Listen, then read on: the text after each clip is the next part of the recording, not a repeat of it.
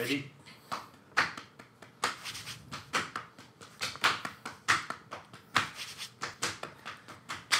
Da da da da da da da da da. You didn't do the boom. Sorry. Boom. I'll just do it now. Da, da, da.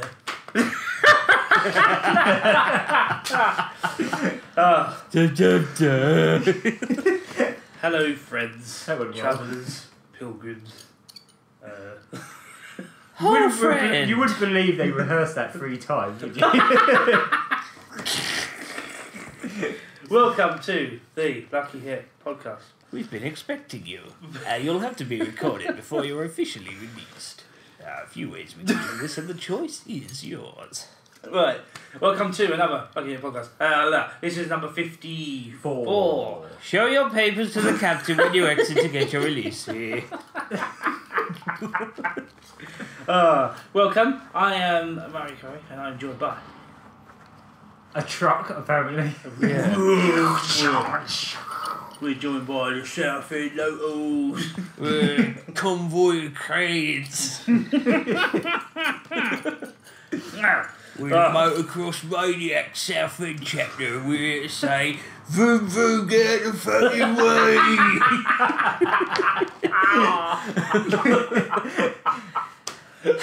You're John Mayflat the Younger. And the Gangerman. And yeah, thanks for joining us for another podcast that we do sometimes. We're going to try, just this time, we don't know yet, but we're going to try having no music choices this time. We're just going to get on with it, basically. I thought we were just going to smooth the groove it. Well, we gave that a go. We Like that always excellent tried that. attempt. I don't know why we're not already YouTube millionaires, to be honest with you. I own a cat. Yeah. I own a cat. He's a little prick, but yeah.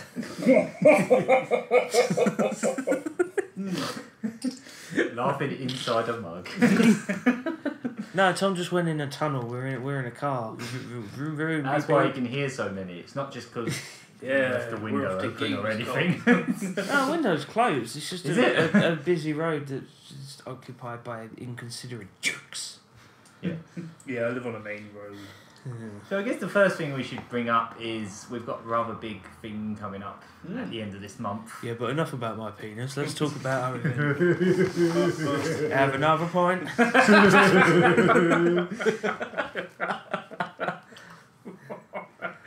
the first. Sorry, I'm chewing on ice. That's the first in our series of pub jokes. Have another point. Another point. I've had enough points. Right, so yeah, we have an event coming up. Yeah, something we do. that we've been wanting to do since around about...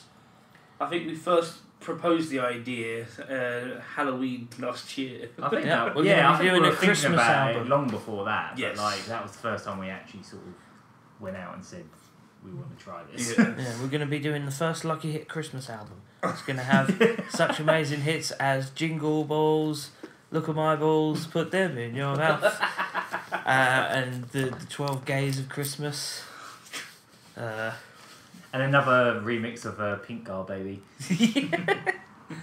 I'm in a Just Christmas spells. car, baby, and I'm spinning Jingling around. around, I don't know. Jingling around. I'm just jingling Pop it on the around. shelves, you've done your job. Money now, please. We'll take our money in the form of money.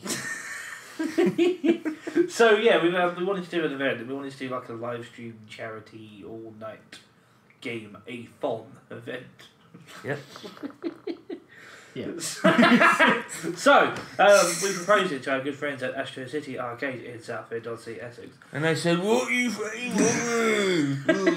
Go away, you mug." And then, upon careful consideration, they went, "Actually, it says what?" Sorry about my thing. So she said, "Am I forgiven? Are we pals again?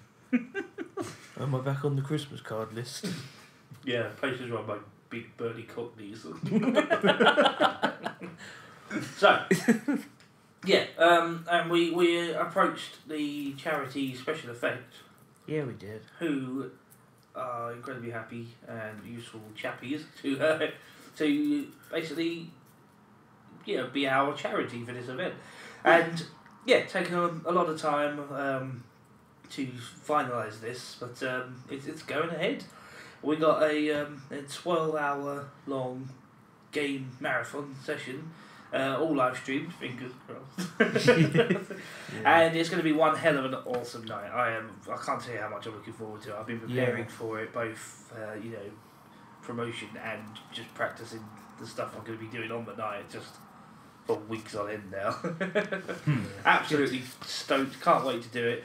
But we really need to promote this big time.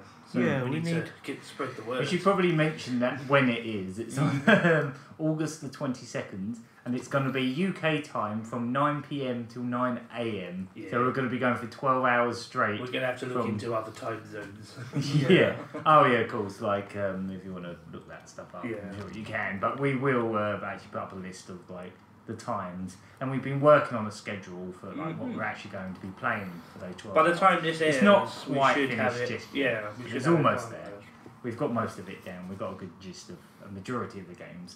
There's going to be like a block for like multiplayer games, a block for like speed runs or nippy runs, or playing games. Half and half, really. We've got a couple of what I've just deemed as quick runs, where they're the fastest way of doing the game legitimately, with no without just sequence breaking or glitchy, taking advantage of ridiculous things.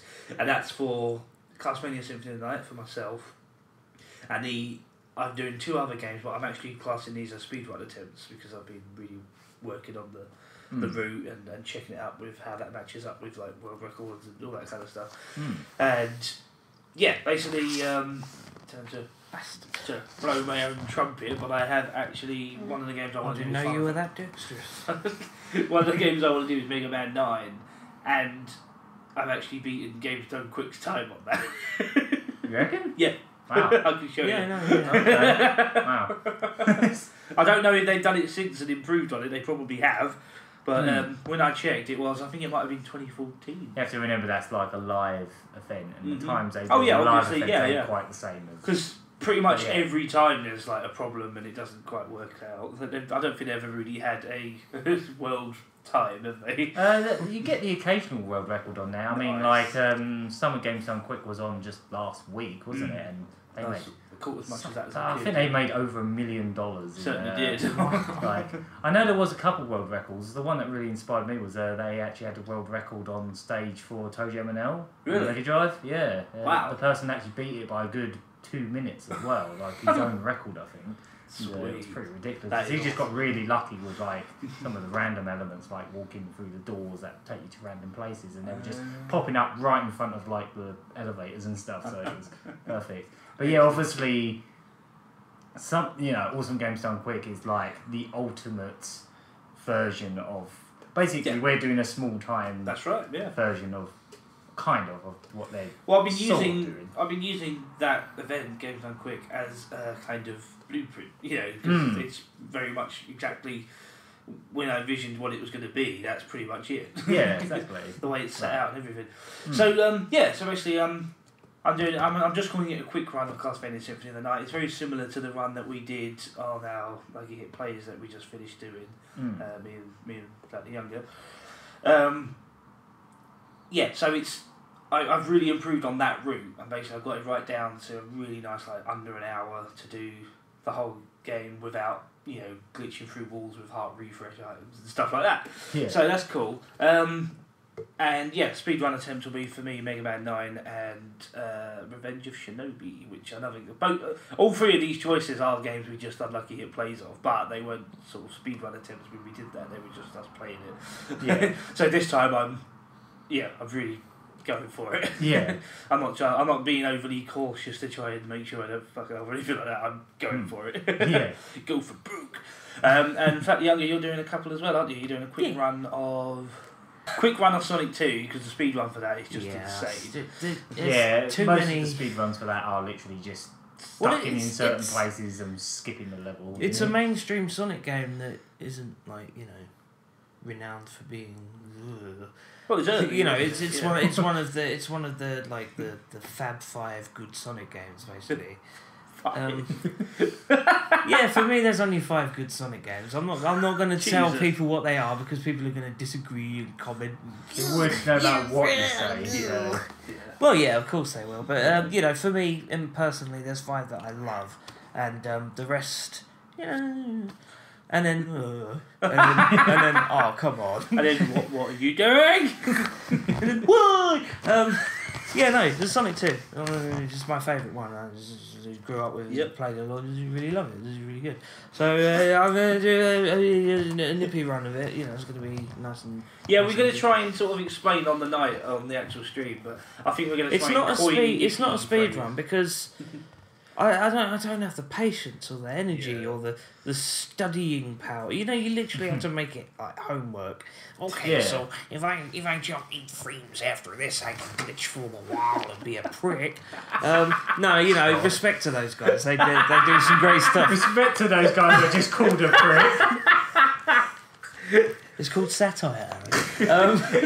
But yeah, no. So you know, it's a quick one. It's my kind of grasp on what I feel is a decent way of getting through it, and well, basically, yeah, doing some little neat tricks and stuff. Again, I'm going to explain it on the night. I want us to try and coin the term nippy phrase for what we do, because Nippy runs, yeah. Nippy runs, yeah. So we'll see how we do on the night for explaining that. But yeah, just to try and explain it quickly now. Basically, me and Phil, I think we're pretty much the same. Yeah. Where we're kind of like, we never realised until sort of late last year to sort of early this year that we could even sort of enter the realm of speedrunning. It never, because I don't play games that way usually. Like, I don't want to, kind of thing. Yeah. But there are certain games, like from my childhood, games that I've played over and over again, that I am now sort of, I'm so comfortable with them. I know exactly how they behave to the point where I know how to sort of break them. Yeah. Or like little weird tricks. Well, for me, just memorised every little part. Yeah, and obviously like muscle memory and that kind of stuff. Well, for me, totally my sort of foray into it was Alex Kidd in Enchanted Castle. Because I can't really explain it. Like, I always played it as a kid, and I was like, oh, look, I'm going underground in the levels, all that shit. But, you know, I played it like a kid plays it. Like, wow, look at the colours, oh. But, yeah, like... Kids on drugs, maybe. Kids like colours, Tom. All 64 colours on the screen at a time. And blast processing. Well, yeah, so... what was I saying? Let me finish before I forget. Yeah, no. So I picked it up like a year or two ago. You know, nostalgia say it might have been on a wrong. But yeah, I picked it up. And I was like, oh, I'll give this a whirl. And I sort of started playing it as an adult would see it, as well, get to the goal, get home, fucking, you know, put the bread on the table, and yeah, I sort of realised I could tear through the game like really quickly. Yeah. And that's another one I'm going to be doing on the night. But it's actually as far as the sort of world stage goes, if you don't count using the motorbike on every possible level and like things like that, it's definitely world run worthy, because the castle level, you know, the last level was like the huge castle. Oh God, my run like more than half of the game. Yeah, it really is. But my run of that castle is spot on now. Like, I've really nailed it down, and it's better than a lot of the seriously, it really is, because like there's bits where they'll stop for like this. There's this fire trap. You remember? Yeah. Like there's these 3 little unkillable little fire sprite things that you have to like wait for ages and carefully jump over. I just go, fuck this shit, left, jump, and just go through it, and just loads of little tricks like that, and yeah, like. And I've got my solid run of that, so that will be a speed run. Like, no matter what. So you got like a quick run. No matter what anyone says, it's a speed run.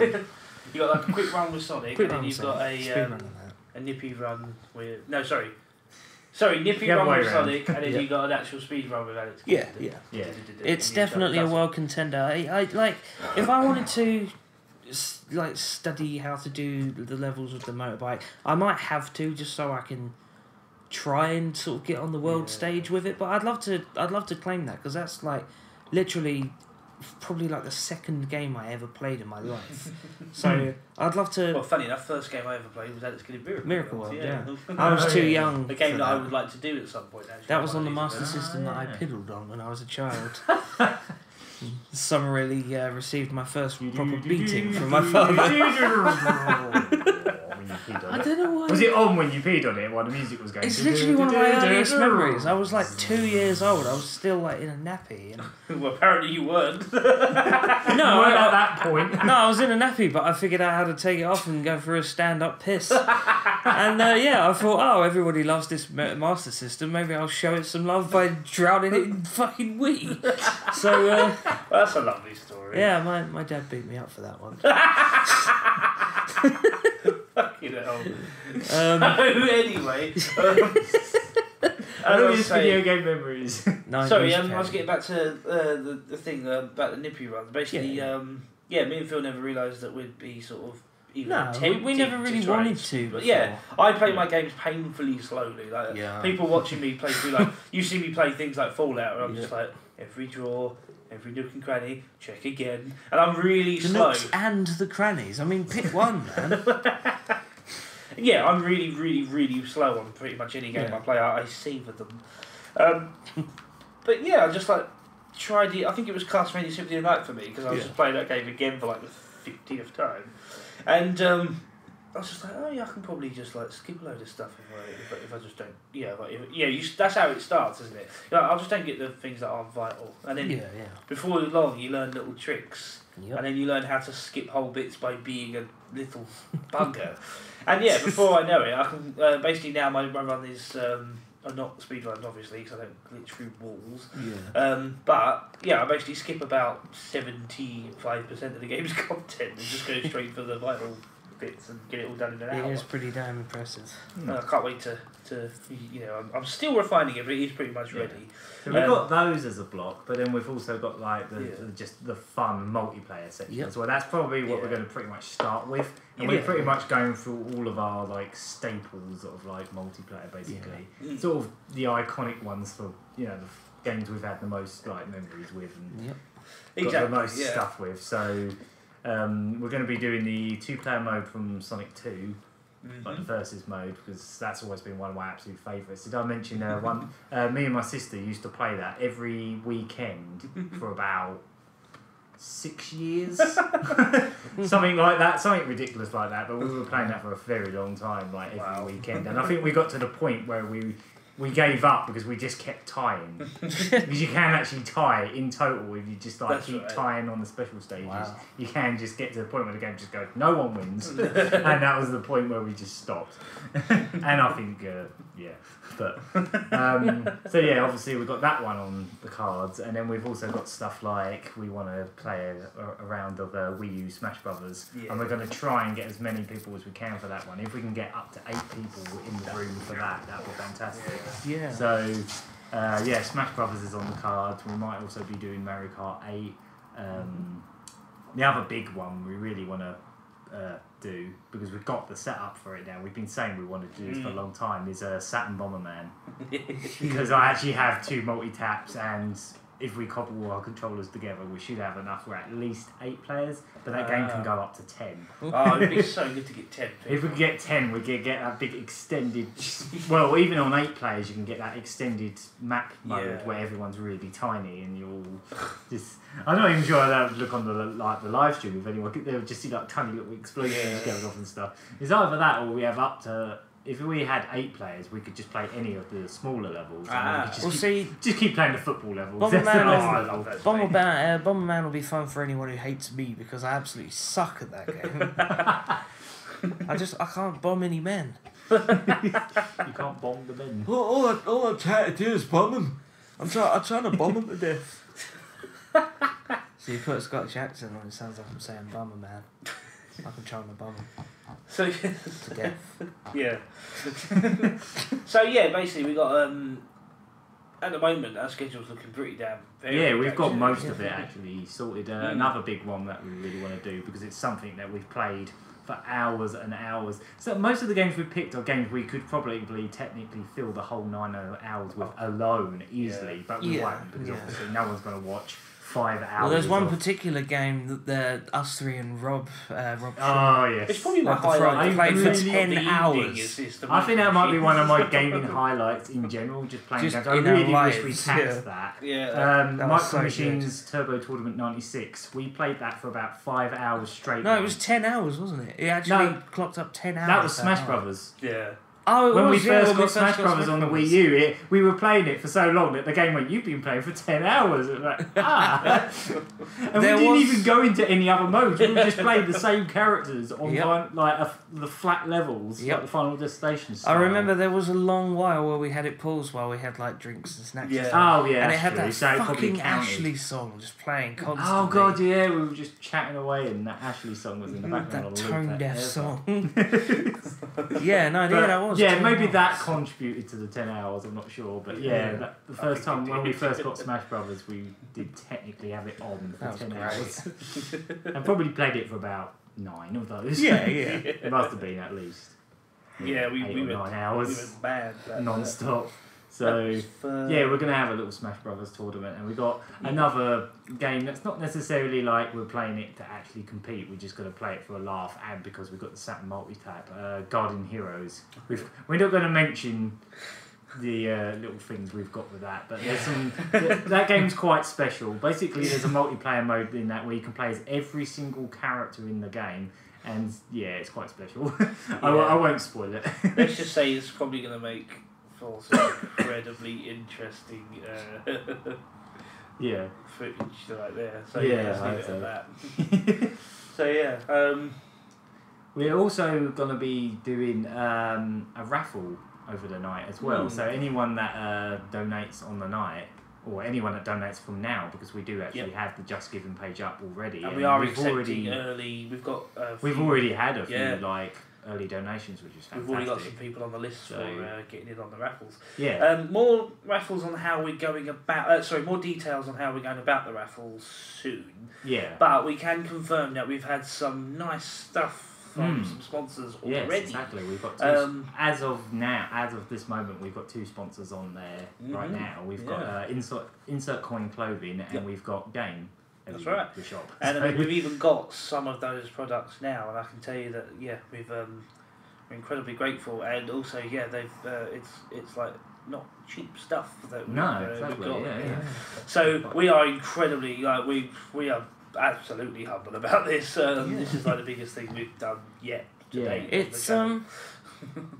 I'm not going to say I'm nervous about it because I'm incredibly nervous about it. well, I suppose I am, but at the same time, I'm really I'm just so glad we're finally doing something that kind of, to be a bit cheesy, like something that means something to people, not just on a funny or I like this game, these guys are talking about this game kind of thing. But we're doing something that can actually contribute to a decent cause that actually really makes. Exactly. Well, you see, It's not just I've got a little bit of a confession to make about that, actually. The original concept of this event was a little bit hard-nosed, business-minded. Yeah. It was promotion, getting out there and doing something for charity. But the more it's gone on, the more sort of, I don't know, it's just weird the way it works.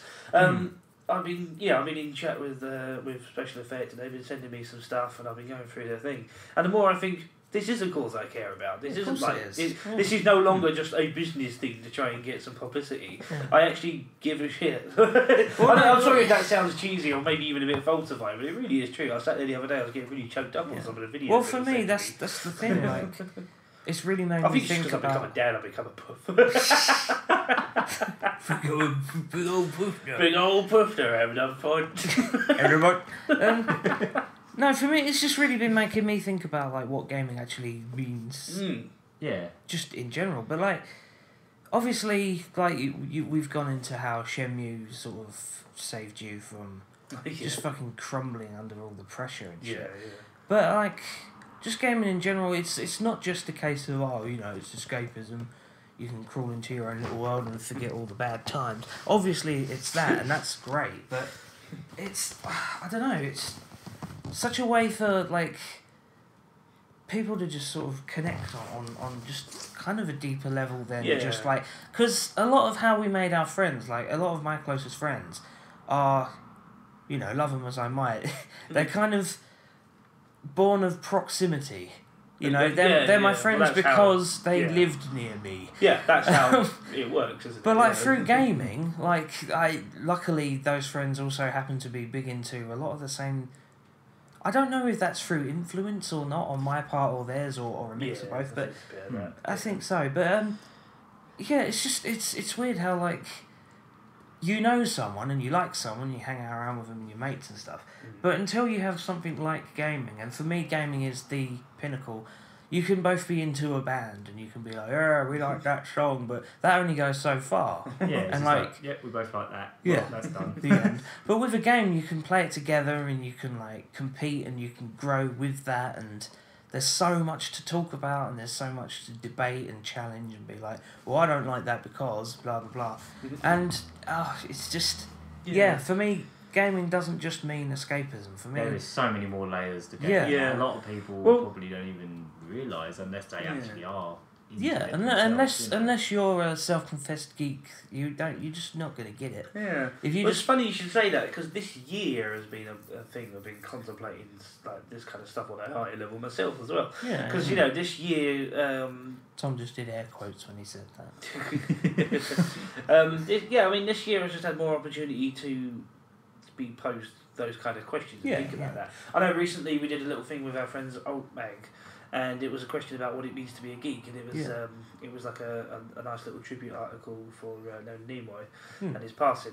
And they said like, what does it mean to be a geek? He was like a huge iconic figure in culture, so to speak. So I didn't just give them a uniform answer to look good. I actually sat there and had a good think about it, and I wrote this little I can't even remember what it was exactly, but it was along the lines of gaming, it should be celebrated for a force that brings people together, and it's not just gaming; it's also comics, anime, literature, and it's things like MCM and Eurogamer and all these kind of events that bring all these people together. So that's this year's been the same for me as well. I've been sort of contemplating what is my hobby has also been my life since I was about 6 years old. It's been my one. But I just kind of wonder like where we'd be if we didn't have games. Like if I'd be half as socially confident as I am. Yeah, and I am extremely socially confident. And I wonder how much of that I have to attribute that to games. I'm not going to say all of it, because for me personally, a lot of it is music.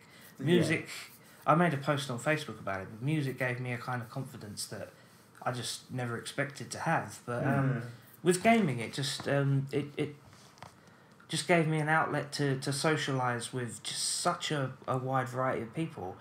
And I'm one of the lucky few that was born just at the right time. I'm the right kind of 90s kid where gaming was becoming such a big thing. It wasn't, it started off as like you had to be an uber geek and you had to be like such a cult thing. It had such a stigma. Quite underground, it had such a stigma to it, and everyone was like, "Oh, you're playing games alone in your bedroom." But like, I was just things to do. It's a real world. Oh, fuck the real world. It sucks. But I was lucky enough to sort of grow with gaming at such an accelerated pace from the beginning of the 90s right up until now. Just gaming is just. Wow, just really matured with me, and as such, it's kind of changed a lot about how I interact with other geeks and the type of other geeks I sort of interact with. Because, call me shallow, but like if I meet someone who's only newly sort of started being into games, then I'll sort of. I won't like think they're ridiculous or something, but I'll just be a little bit more sort of like, I don't know, I'll be less sort of inclined to get passionate about it. I think we're at a point now where there's going to be very few people that are actually not into games now. Yeah, absolutely. Because games are such a thing now that there's so many different types of games and there's such a variety. Yeah. I mean, you don't even have, not even just going into like console games, even just going beyond that into like mobile games and all that kind of stuff. Everyone plays games now in some fashion, so everyone has that I think as you say, like since like the 90s, you've got to think all the people that have been born since then and are now in their like teens or their 20s that have, you know, grown up with games, and now it's just become it's pretty much the norm now. I'd like to say we're getting very close to the point where it's getting to the point where they're in schools, like Minecraft is used in schools. It's used to teach. And that's the way it should be. Like, I mean that's the way we it's had going. lemmings. I mean, what we really need. School. I mean, what that Games Done Quick's proven to me is that games just transcend even just, you know, just being a thing for a specific type of people. Yeah. It, like, Games Done Quick just shows that, like, it can be one of the most important things, you know. It can Absolutely. Like, you see, like, just how much they've done for charity and how many people gather for that, how many... There's probably more people watching Games Done Quick now than there is watching some sports. Yeah, like, absolutely. I mean, it's gotten to the point...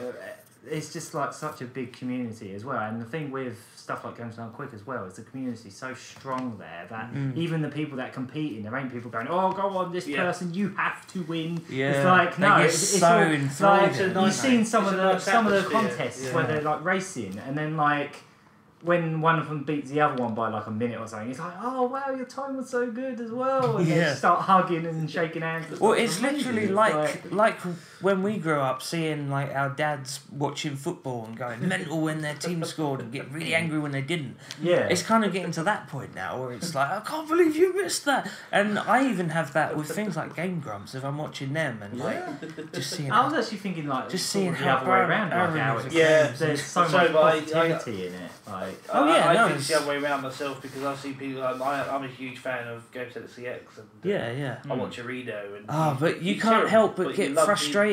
Like you love him, but like when he misses a jump and stuff, you just feel his pain, and you're just like, come on, I don't really just do the jump. I do. I get like, come on. You could do it. I don't know. I feel the pain. I feel empathy for it. I'm just like, if it was me personally, I'd be throwing the controller by this point. But I was just going to say, sorry, quick before I forget. The thing about special effect that means a lot to me is that I don't have any, physical disabilities or anything apart from being a fat bastard. But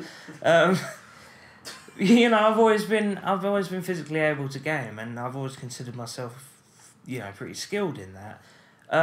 But I'm not one of these people. I've never been one of these people. I hate the type of people who just have such an elitism about it, like if you're not good at Street Fighter then you're just a casual, but it just I don't like the exclusion at all. No.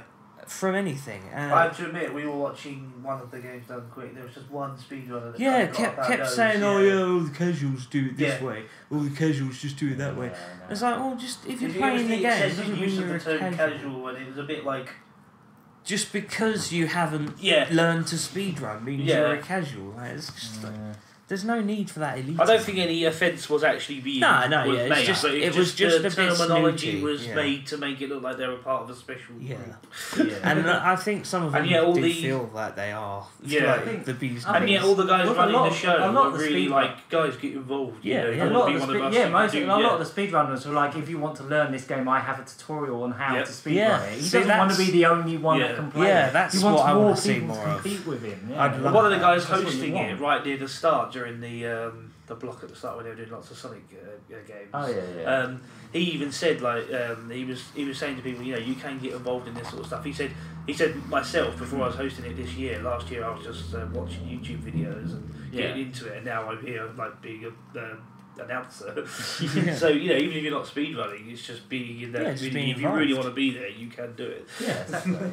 But sorry, I really don't want to forget what I was Well, this is a subject that's just getting us going. So don't worry about it. Just keep it going. So the exclusion for me wasn't a physical one by any means. As long as I could get my hands on the game and play it, that was fine. I was able to do that. But that was always the problem. Like, we didn't have a lot of support in, and we're not alone in that. A lot of people didn't have much support in having it as a passion and a hobby. Like, from parents, family, friends and stuff, they'd be like, oh, what are you playing games for? You should be out playing football. It's like, well, I want to play my games. And a lot of the games I played, I had that were hand-me-downs from you, or like that we borrowed from friends and stuff. Well, I know for a fact that when I was a kid, I was a little dick with the games console. Yeah, you were. I was on them all the time, and no one else was allowed, even though it was a family console. I used to have to. I was such a dickhead. I used to have to sneak onto your Dreamcast when you were out. It's funny. Yeah, but the thing about that was mine, and I was a teenager. Yeah, but yeah. I used to do it to the Mega Drive, which was all Well, of it's us. funny Yeah. because And in I our was a little twat. household, Yeah. the Mega Drive was kind of the family's. Yeah. So Yeah, like yeah. every Yeah. birthday and Christmas, we would get games for Yeah. my sister would get a couple games and I'd get a couple games, and they would technically be our games, but we sort of had a thing where the more two-player games, the better. Yeah. Because then that Yeah. meant we could both play at the same time, and it just See, started the that issue was- of Plenty of that who- going on, Yeah. That, I mean, there was early on, but as the years grew on, you became more of a hermit where gaming was concerned. You were like, I don't want to play two-player, fuck all. I'm And still, I was like, can we I'm play not- two-player? Oh. I'm not that into multiplayer now. No, yeah. But funny enough, the multiplayer that I play is local. I can't Yeah. stand online multiplayer. Yeah. I don't like playing with strangers, even if they're nice people, even if they're Really? good at the game. To me, online Yeah. doesn't feel much different to just playing against a CPU. Fine. Yeah. Yeah. It's not much different because they're not near you. You don't know them. They're not Yeah, near it's- you. it's You more can't see impersonal. them. You can't I have to say, I there, just there can't is... feel them. I understand that. I just don't. Yeah. I just don't like it. I Yeah. don't know what. No, that's what I'm saying. Yeah. Like There online is- doesn't feel like you're playing against. There another is person something as particularly much. special about like just local co-op. Local Oh, co-op yes. is Just the sharing All a my, split all screen my one. best gaming Yeah. experiences are multiplayer. Pretty Yeah. much every single one of them. but not with strangers. No. Just, Yeah. You Yeah. know, with people you know. Yeah. Anyway, because It's about I'm again. gonna forget. Sorry, Sorry, go on, Karen. I'm just forgetful. I know I'm gonna forget what I'm gonna say. But yeah, like on the subject of the exclusion thing, like that's very much it. Like as a kid, I was always wanting to play the multiplayer games, and as you were becoming more of a, oh, I'm a teenager, you were like, I don't want to play multiplayer. I want to lock myself in my room, listen to The Cure, and play my Dreamcast. Have a game of. But yeah, I was still, you know, a po-faced 8-year-old fat chubby kid, and I was just, I want to play Streets of Rage. And then of course there's Dad telling me to go out and steal things and kick footballs into people's windows. I don't. I think you got. Citation needed. I think you got mixed messages there. I don't know. It's- Anyway. let's not get on to that subject. So, We're talking about like yeah, the exclusion yeah. and like disabilities and stuff. Yeah, that's the whole thing. Like, exclusion from gaming as a thing was always something that, as gaming is growing much more acceptable, there's less of it in the mainstream. Mm-hmm. But there'll always be exclusion for people who, you know, physically can't like interact with it. People who have like, you know, disabilities or like muscular problems, Yeah. who can't physically hold a controller. And what Special Effect are doing is just amazing. Like they work with these people like on their particular case, on their disability, even if it's Yeah. like a unique thing.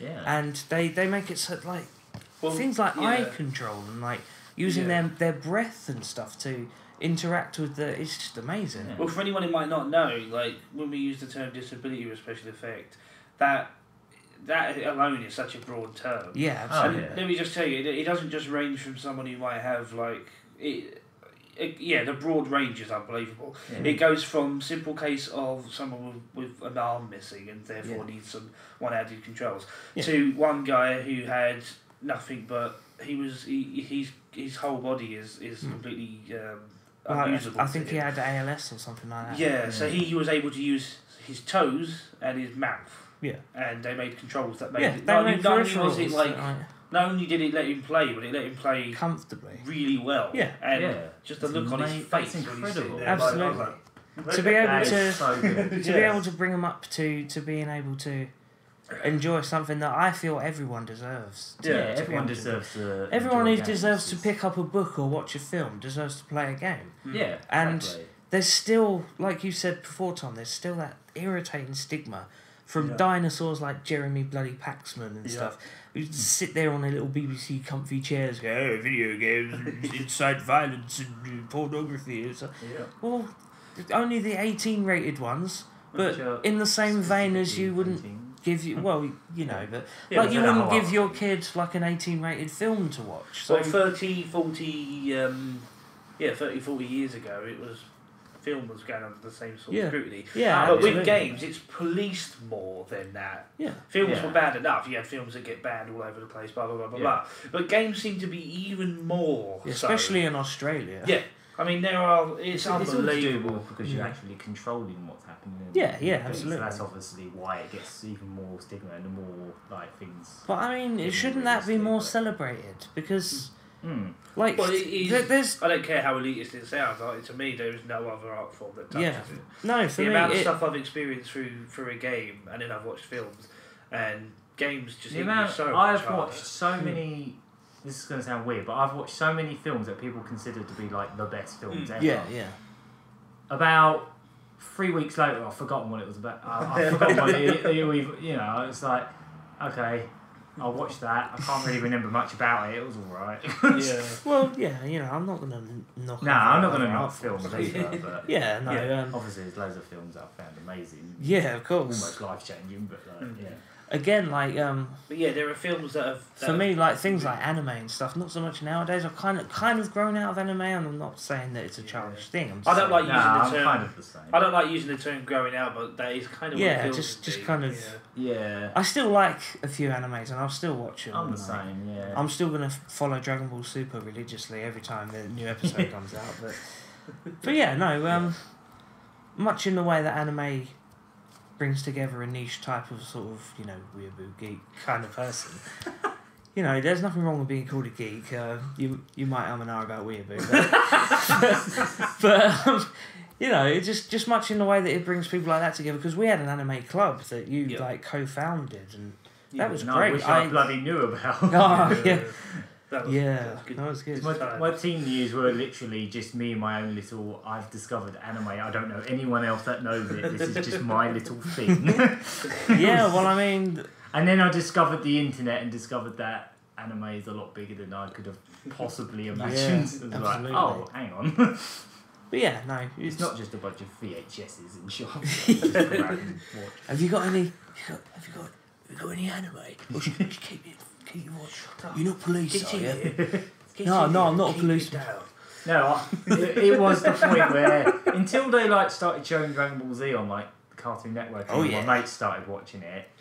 Anime was When I literally started just watching something it, I oh, knew here by we myself. go. Go on. Yeah, when I started watching it and Tom was insulting me, going, "Oh, you watching Dragon Ball P for?" I remember that like anything. It was one of those times where I looked like such a penis. I was taking the piss out of you and our other brother Ben Yeah. for watching it. And then you guys went out one day, an episode of it was on, and I started watching it like that. And then when you guys came in, I filled you in on what had happened. I went, oh, by the way, on your programme, yeah, I can't remember what it The was. guy with the spiky hair did a thing, and then the guy with no hair was shocked. And I walked off. Which one? There's so Oh, many And then guys the with other no one hair. with the spiky hair. After I slightly different updated them, I spiky walked hair. off up the stairs like, and they were just laughing like, He likes it. Alright, I'll fill you in. Captain Ginyu, right, body changed with Goku, and then like he threw a Whoever frog he at is. him. I don't know who that is. Dragon Ball bollocks. Stupid fucking Spooky. Yeah, So, yeah. To summarise, like a Hallmark card, gaming brings people together, and it should be for everyone. And special effect is kind of, as they put it, leveling the playing field, which Oh yeah. absolutely they are. You know, they're making it possible for people who, you know, whether or not they love gaming, like they can just. They have that, you know, that's a door that's being slowly opened to them that, like, absolutely should be. Well, for anyone who might think, oh, it's a charity that's focused around fucking video games, there's starving people out there, there's war and this and that. Well, they summarised it fantastically on the website, and I've been kind of paraphrasing it since.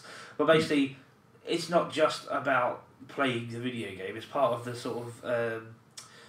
the therapy process, you know, the rehabilitation process, giving them the freedom to do something as involved as gaming, gives them confidence, you know, gives these guys that have had their confidence completely like taken from them, sometimes by horrible accidents or something like that. Exactly. So yeah, they've got this confidence, they feel like they've got independence again. It's a huge part of the rehabilitation process, as much as physiotherapy and stuff like that. Yeah, absolutely. A lot of it is like you can kind of, if you call me an idiot for saying so, but you can kind of imagine like a sort of mental physiotherapy, building up that self-confidence and that self-worth. And the technology stretches beyond games sometimes, quite often. It's also just things they... Some of the peripherals and stuff that they've made, just astounding. But with the variety of games there are, you would be a lying twat if you said there was no game out there that I will like. Yeah. There is a game for everyone. Not very often, but you still come across games for kids. Yeah. And my answer to that is always, well, in that case, if you're going to say that, then all films are for kids. Yeah, all films films ever made, all books ever written. All animated films are for kids. Don't get me started on that. Yeah, don't get me started. Is that a thing? Yeah, no, anime's just cartoons, isn't it? Yeah. Just cartoons. Yeah. Cartoons. It's just cartoons, isn't it? You fucking mug. Yeah, don't get me started with that. So basically, if you're gonna argue with such ridiculous broad terms as in games for kids, I've got better things to do. Yeah. Oh, I could spend an hour playing an amazing game that's really gonna grip me and I'm gonna really enjoy it, or I can watch the same Lost box set again. Oh, in case I missed something last time with that really gripping and deep storyline. Yeah. Well, there you go. I think that sums it up. Yeah, that sums up why we're doing this. Basically, I'm actually really hoping this is just the first of many. Yeah, honestly, this first one's going to be the biggest sort of nervous hurdle. We've been putting a lot of planning into this. Don't be surprised if I absolutely fuck up every speed run. Every time I pick up a controller, I just dribble out my nose and just fail at everything. Yeah, we're all going to be very nervous. We're going to be nervous, and it's going to be an induction. We don't even do much live streaming full stop. I mean, lots of people, they live stream every day or every week. And, I wouldn't mind doing that. We would like to do that. We just need the right Yeah, we don't stuff. really have the means right now. Yeah, but this is a good way for us to get kick-started into doing live streaming. Absolutely. Really, would like to make it a regular thing. I would love to do it at least twice a year, but maybe even more. Well, this year seems realistic. Yeah, it's a good goal. Well, this is our induction into it, and thing. understandably, we're going to be nervous as hell because there's inductions into live streaming and doing events and stuff, and then we've kind of set ourselves a pretty decent hurdle here. Here's the scale of which we've got ourselves in the deep end. Yeah, we've got a lot to live up to here, and I really don't want to let special effect down. Here's the scale of how serious I'm taking this. There's some creepy. That's how seriously you're taking it. Oh, you don't take anything seriously except for donuts, you fat crane.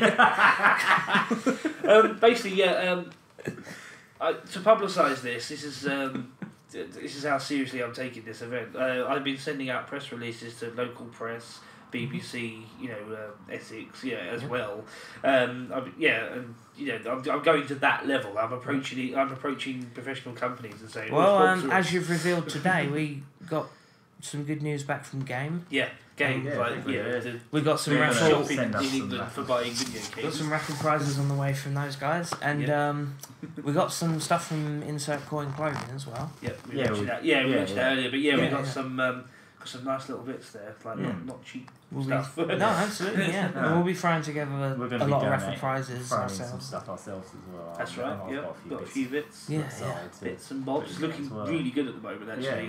Some of the stuff we got. All I will say is I just hope we get more of a response, because at the moment Facebook's really sort of let us down. As far as the promotion side of it, because I feel like we've promoted it decently. Yeah. We really do need some of these companies to start absolutely pushing it out as well. I'm going to start being quite pushy with that. But anyway, that's all. That's another side of it that we need.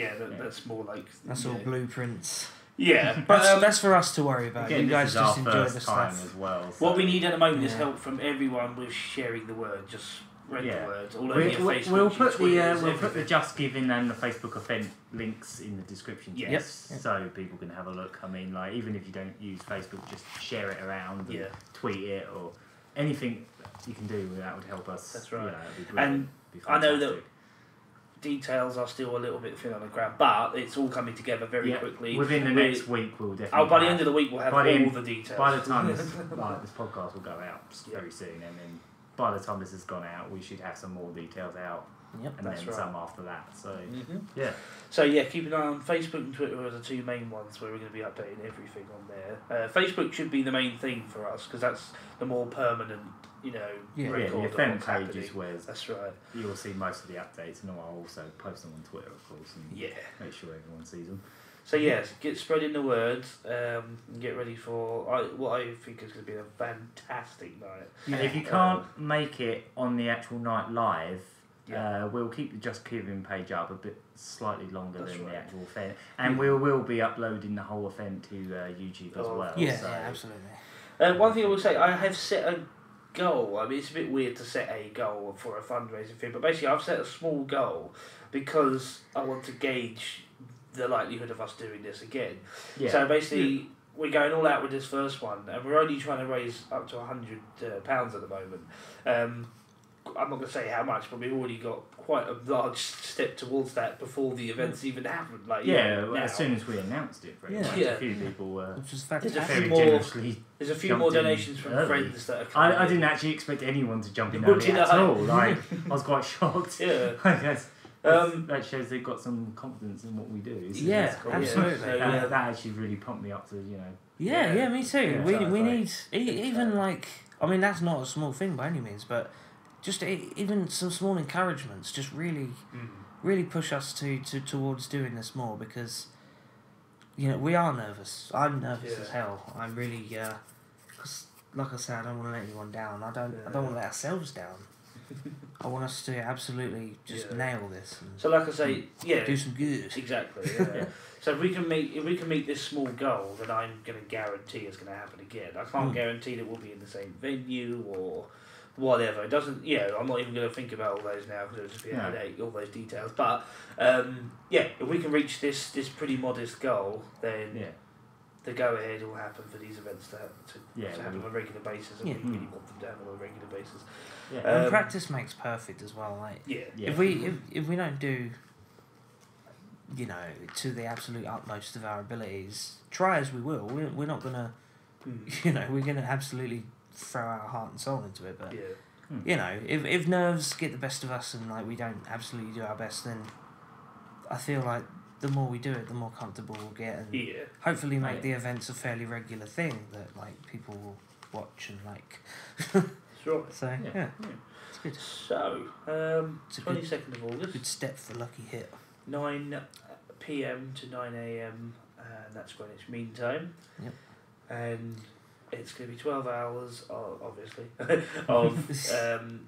So I'm just trying to recap as best I can. Yeah. It's going to be 12 hours of speedruns, multiplayer tournaments. We're going to throw in a few just weird, daft bits and bobs. We're not even. We've got a couple 100%, more casual runs in there as well. Just like an hour of certain games as well that we enjoy. Casual. And of course, prize giveaways and all that. So this is just the real deal, yo. Just I suppose keep an eye on our Facebook page, facebook.com/Lucky Hit Series. Put the link in the description, and that is probably your best place to get all the information you're going to need because we throw all the links. We're even getting the schedules up soon, and all that jazz. So that's our main topic out of the way. Anyway, so what have we been playing? Okay, I'm going to be quite quick because mine is not much of a departure from last time. Okay. Before I was playing the hell out of Fallout New Vegas. I'm still so very much obsessed with it. Not getting as much of a chance to play it as I was those last few weeks ago when we did the podcast.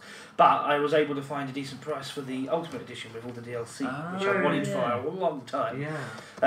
Grabbed that. I've already gone through 2 of the DLC out of the 4, and I've thoroughly enjoyed them. When I did Fallout 3, I was really avidly making sure I do the DLCs in the exact order and stuff like that, because I had the Game of the Year edition of that, so all the DLC was there. But I was like, no, I'm going to finish the main story, so I didn't even install the DLC until I finished the story. And then I made sure that I was doing the right ones as they were released. 1, 2, 3, 4. I was meant to do that with this one, but I didn't really put the work into actually, I just went with what was there first. I ended up doing I think it was the third DLC first, and then I think I did the first DLC second. It's all out of whack. But they're very standalone bits of DLC. So they don't really have to be matter. tagged in any particular order. I love the way they're done. They're probably separate storylines. They're really Nothing will ever beat, though, for me, Morrowind's DLC. Oh yeah. They were so big, Morrowind's DLC. They were entire standalone games. They were huge. Remember when those kind of things used to be called expansion packs? Yeah, that's what it was. They weren't called expansion, but yeah. Tribunal expansion pack. But yeah, Oblivion really annoyed me with that, because they had. Do you remember the first one they did for Oblivion was it Knights of the Night? I think it was called. Yeah. I was like, here we go. Oh, it's not a separate map. It's all in the main game. Oh, and it's a quest line that takes about 20 minutes. Kind of. I know it takes a little while. Yeah. But they it's prolonged a new armor set. Yeah. Not a very good one. I was so annoyed with that. And then obviously Shivering Isles was fantastic. Oh, yeah. It was a lovely bit of DLC. That was an expansion pack. Yeah, but in terms of scale with Morrowind's DLC, it wasn't quite there. Morrowind's DLC was huge. Shivering Isles did do it right though. It did do what Morrowind did in that it's not just a tacked on thing. It's it's awesome. Come and enter another world within this world, instead of just sort of there's some shrines that were already there. So you go to those. They now actually do something. Here's some new armor and a house you can sort of go into and just sort of stand in. Talk to some ghosties and go in the sky a bit. The end. Go in the sky a bit, yeah. Shivering Isles had mad skooma addicts and butterflies and new armors and massive map. It was really big. To actually scale that map, probably close to the size of Blood Moon's map, but a lot less story actually involved. Yeah. So well, the DLC of Fallout New Vegas, it's kind of like that. It's kind of reasonable size. I mean, for some, like I said about me playing the games painfully slow. Yeah. If I was just doing the storyline and cracking through the DLC, it would have been done in an afternoon. So that's what annoys me, because you can't do that on Blood Moon or Tribunal. You could do it in a day, but you'll be really pounding the quest and not really doing it. I could do it in a day. I could do it in a day because I know it already. I've done it a few times before. But on your first go round, when everything's new, then it will take you. Tribunal was insane. I still get lost in there on occasion. But basically, on the first DLC I played, it's still my favourite. I'm actually started on the third one as of yesterday. But yeah, the first one I played was, I can't remember the bloody name of it. I think Big Mountain, wasn't it? Honest Hearts or something like that. But yeah, it was in a place called Big Mountain. That was a really good bit of DLC. Yeah, the talking. The opening, Phil. Literally an hour and a half worth of just talking for ages. Where your gamers would just go and skip through it all. I wouldn't recommend that, but. Fuck me, just go for a toilet break first. You're going to be here a while, kid. They talked forever to set the thing up, but it was a really nice looking extra map, some really interesting new enemy types and new dungeon layouts and stuff like that. Yeah, that definitely felt like an expansion pack. It was, because I played the game really slow, I made sure to go everywhere, scour every map. So it took me about 3 days to beat that DLC, and it was 3 days where I was really going at it as well. Yeah. So that was a lovely bit of DLC, and that was only one of them. And then the second one, again, it took me about 3 days of sort of really focusing on it, and I managed to beat that one as well, and that was also really fun. I really wish I could remember the names of the bloody DLCs. And because I've done them in a weird order, I'm not 100% sure what they're called, but the second DLC is the one where you go into the sort of Grand Canyon area of the map, but the Fallout version. And that was really, really interesting because, again, new enemies, really big new map for that one. It was huge. They kind of got you with that because they won't let you fast travel in that map. So that's a bit cheeky because... Tribunal did the same thing. You can't levitate here. Yeah. Some magics has stopped you. Is that magic's called... the game developers not wanting you to leave the walled city and see that it's just swimming in a grey void of... just water. So I imagine by the next podcast I'll probably tell you, because of all this like extra stuff that we're doing to get this event underway. It's still the case that I am still playing Fallout, but I'm not doing it as much as I'd love to just sit down. Well, I mean, plough through it. You're playing a lot of games. You're practicing a lot on the games that you'll be playing. So I mean, but I don't really want to talk too much about that because it might give away like stuff that I'd rather have revealed on the night. Strategy spoilers. Yeah, I don't want you to know my strats, man.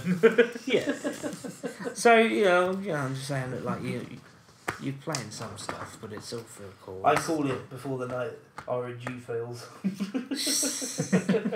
Yeah, there'll be plenty of that. Enemy never does that! Yeah. Why is he doing this? He's doing it now. This has never happened. .jpeg.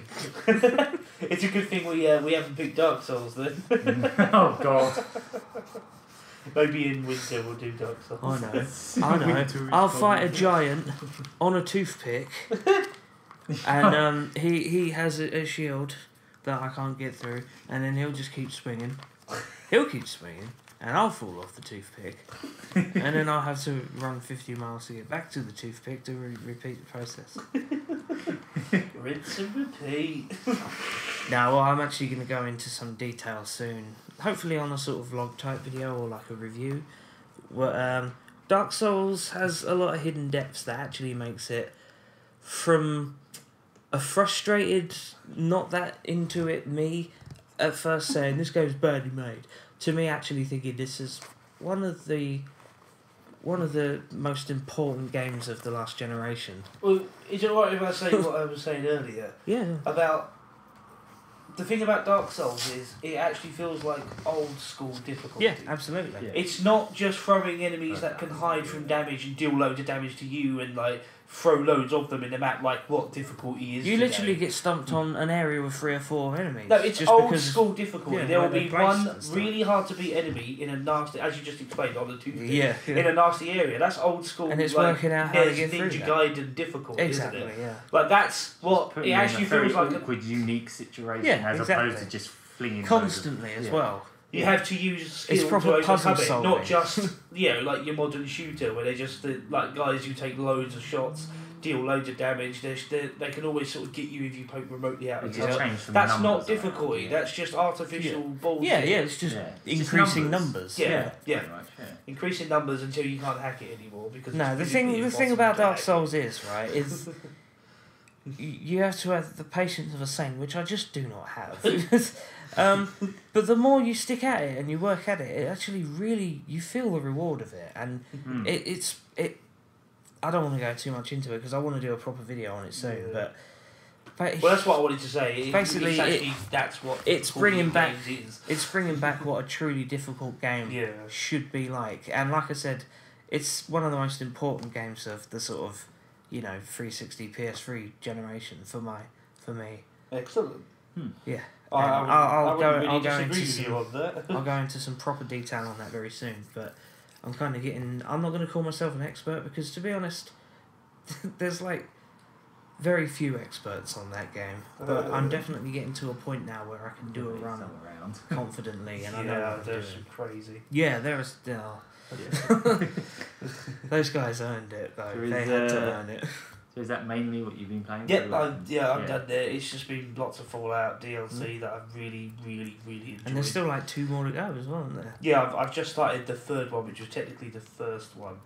Okay. The Sierra And Madre. it's actually really good, isn't it? Like, Yeah. It's really fun. You got creeped out a couple of times. Yeah. Is that a ghost?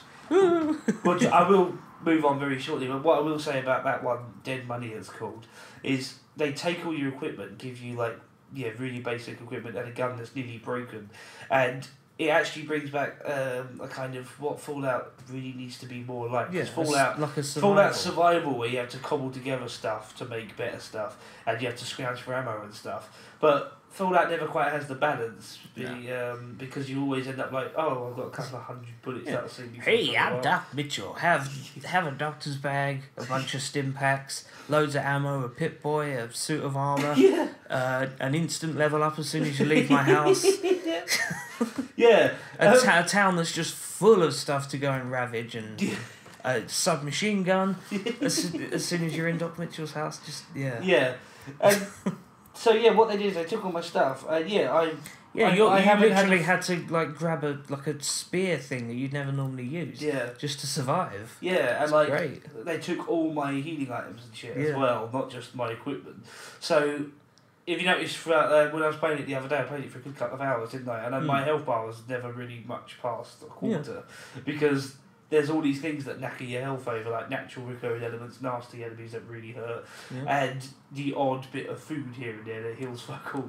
So that feels really good. It actually feels like what I would imagine Fallout should be all the time. Not just a game that throws everything you need at you constantly. That's Fallout 3 ridiculous. is just so...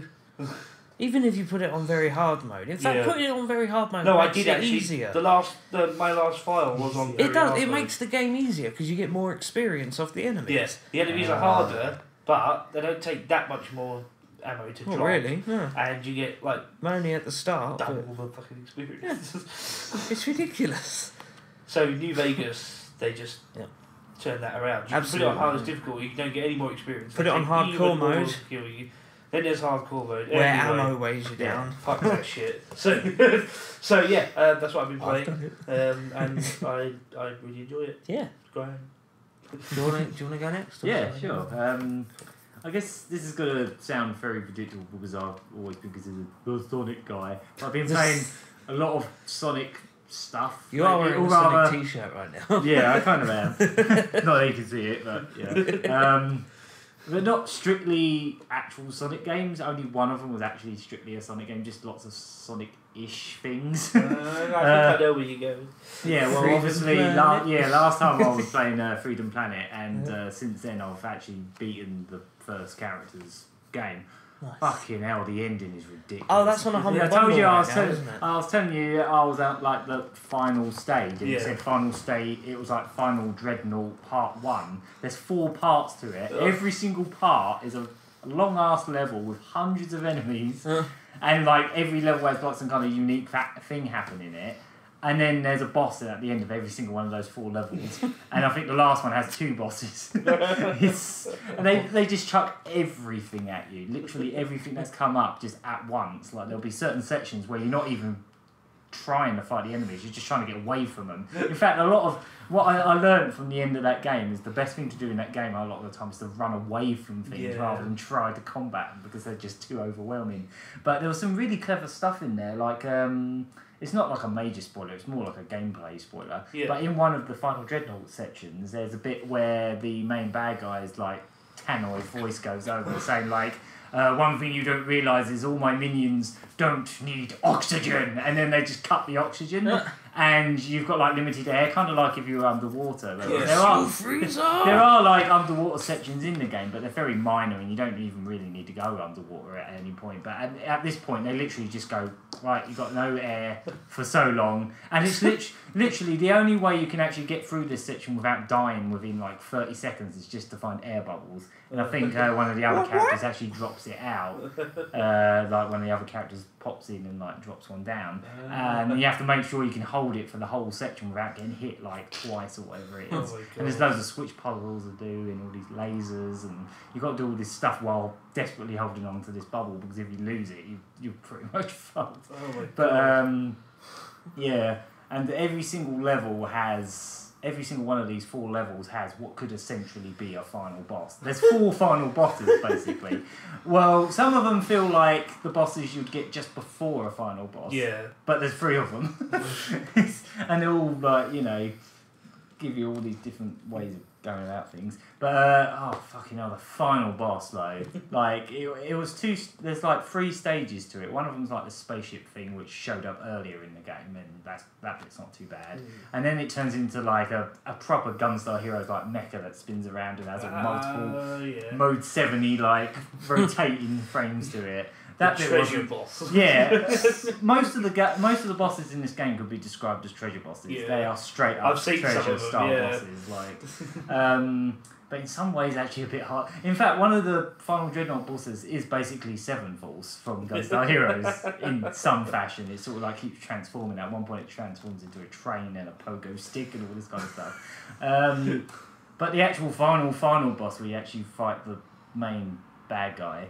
That was ridiculous. I got so stuck there for ages. The game, the timer doesn't count like in Sonic where it counts up to 10 minutes and you die. This, it's the opposite. It just counts up. And every time you die, the timer's still going, kind of thing. So if you keep dying, and this includes continues, and you got unlimited continues, so it's not a big deal if you keep dying. Once you've finally beaten the level, however many deaths you've done, it will tally your time.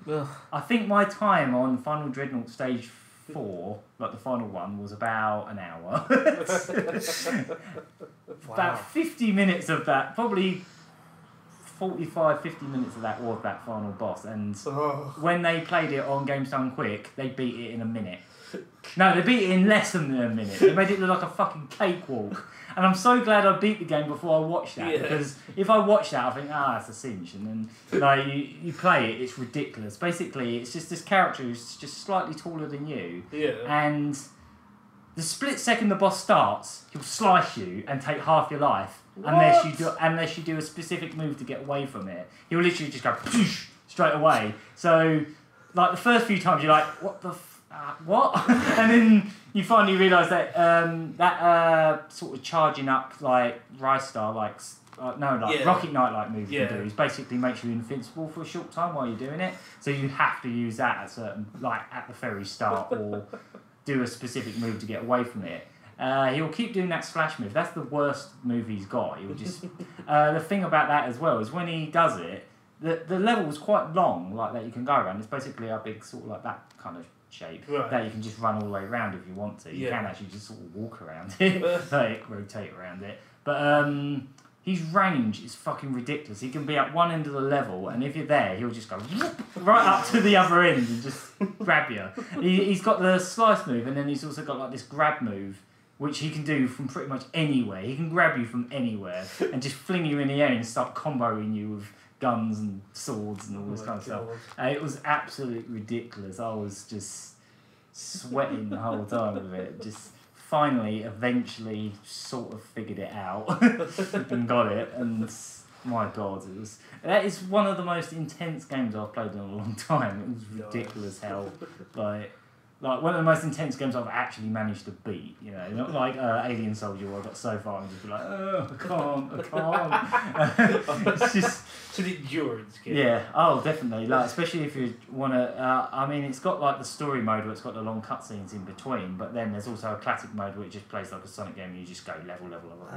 And there's also achievements for beating the levels in certain times, which I don't think I'm going to get. And I haven't really even touched the other 2 characters yet. There's 2 other characters to play as, and they play completely different. In fact, one of them's even got a different set of levels. She's so different.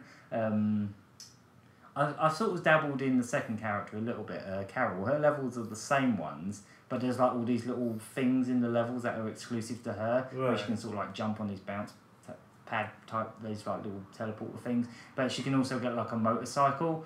The motorcycle is ridiculous. You can like drive up ladders. You can just vertically climb up walls with it. It's crazy, and you can even like use it in the bosses and everything. If you manage to hold on to it, you can use it for the whole level. It's great. I finally beat that game. I got my new laptop recently, and it's really fucking good for the kind of games I play on it, because I don't really play like super duper stuff. But like Sonic Generations on my old laptop basically ran barely. Like I could just about play it on there. I had to have it at sub not even 720p, like lower than that, just to get 60 frames per second. I had to have everything on low. Yeah. On this one, I can have everything on high, 1080p, 60 frames per second, even in chemical plants, which is like the ultimate test area. It really is. Yeah, like that's the level that makes the frame rate just go to nothing on my old computer. Yeah. So I've been playing that a lot more recently, especially the Unleashed project mod. It's so good. I really need It to basically, play someone at Sonic Retro he did an amazing job, like porting all the daytime stages from Sonic Unleashed into the good. the good half of Sonic Generations into.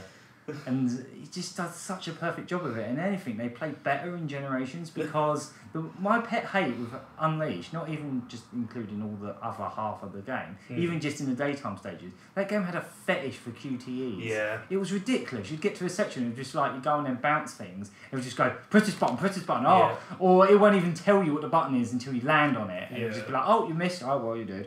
That annoyed me because I remember the last boss of Unleashed got on my nerves for that. Yeah, it's exactly. Like There's a little bit of so platforming much and then loads of QTE. Yeah, they'll just go, oh, press these 4 random buttons, including the shoulder buttons. Yeah. It's like, and because I was playing Unleashed on the PS3 as well, and I still wasn't familiar with X Triangle, where they are and all that, it was just a pain in the ass. But basically, because Generations didn't have any of that, all those bits have been replaced with the equivalents from Generations. So instead of random QTE, oh no, you did. Instead, it's the rainbow rings where you do the twing, twing, twing, twing, that kind of thing.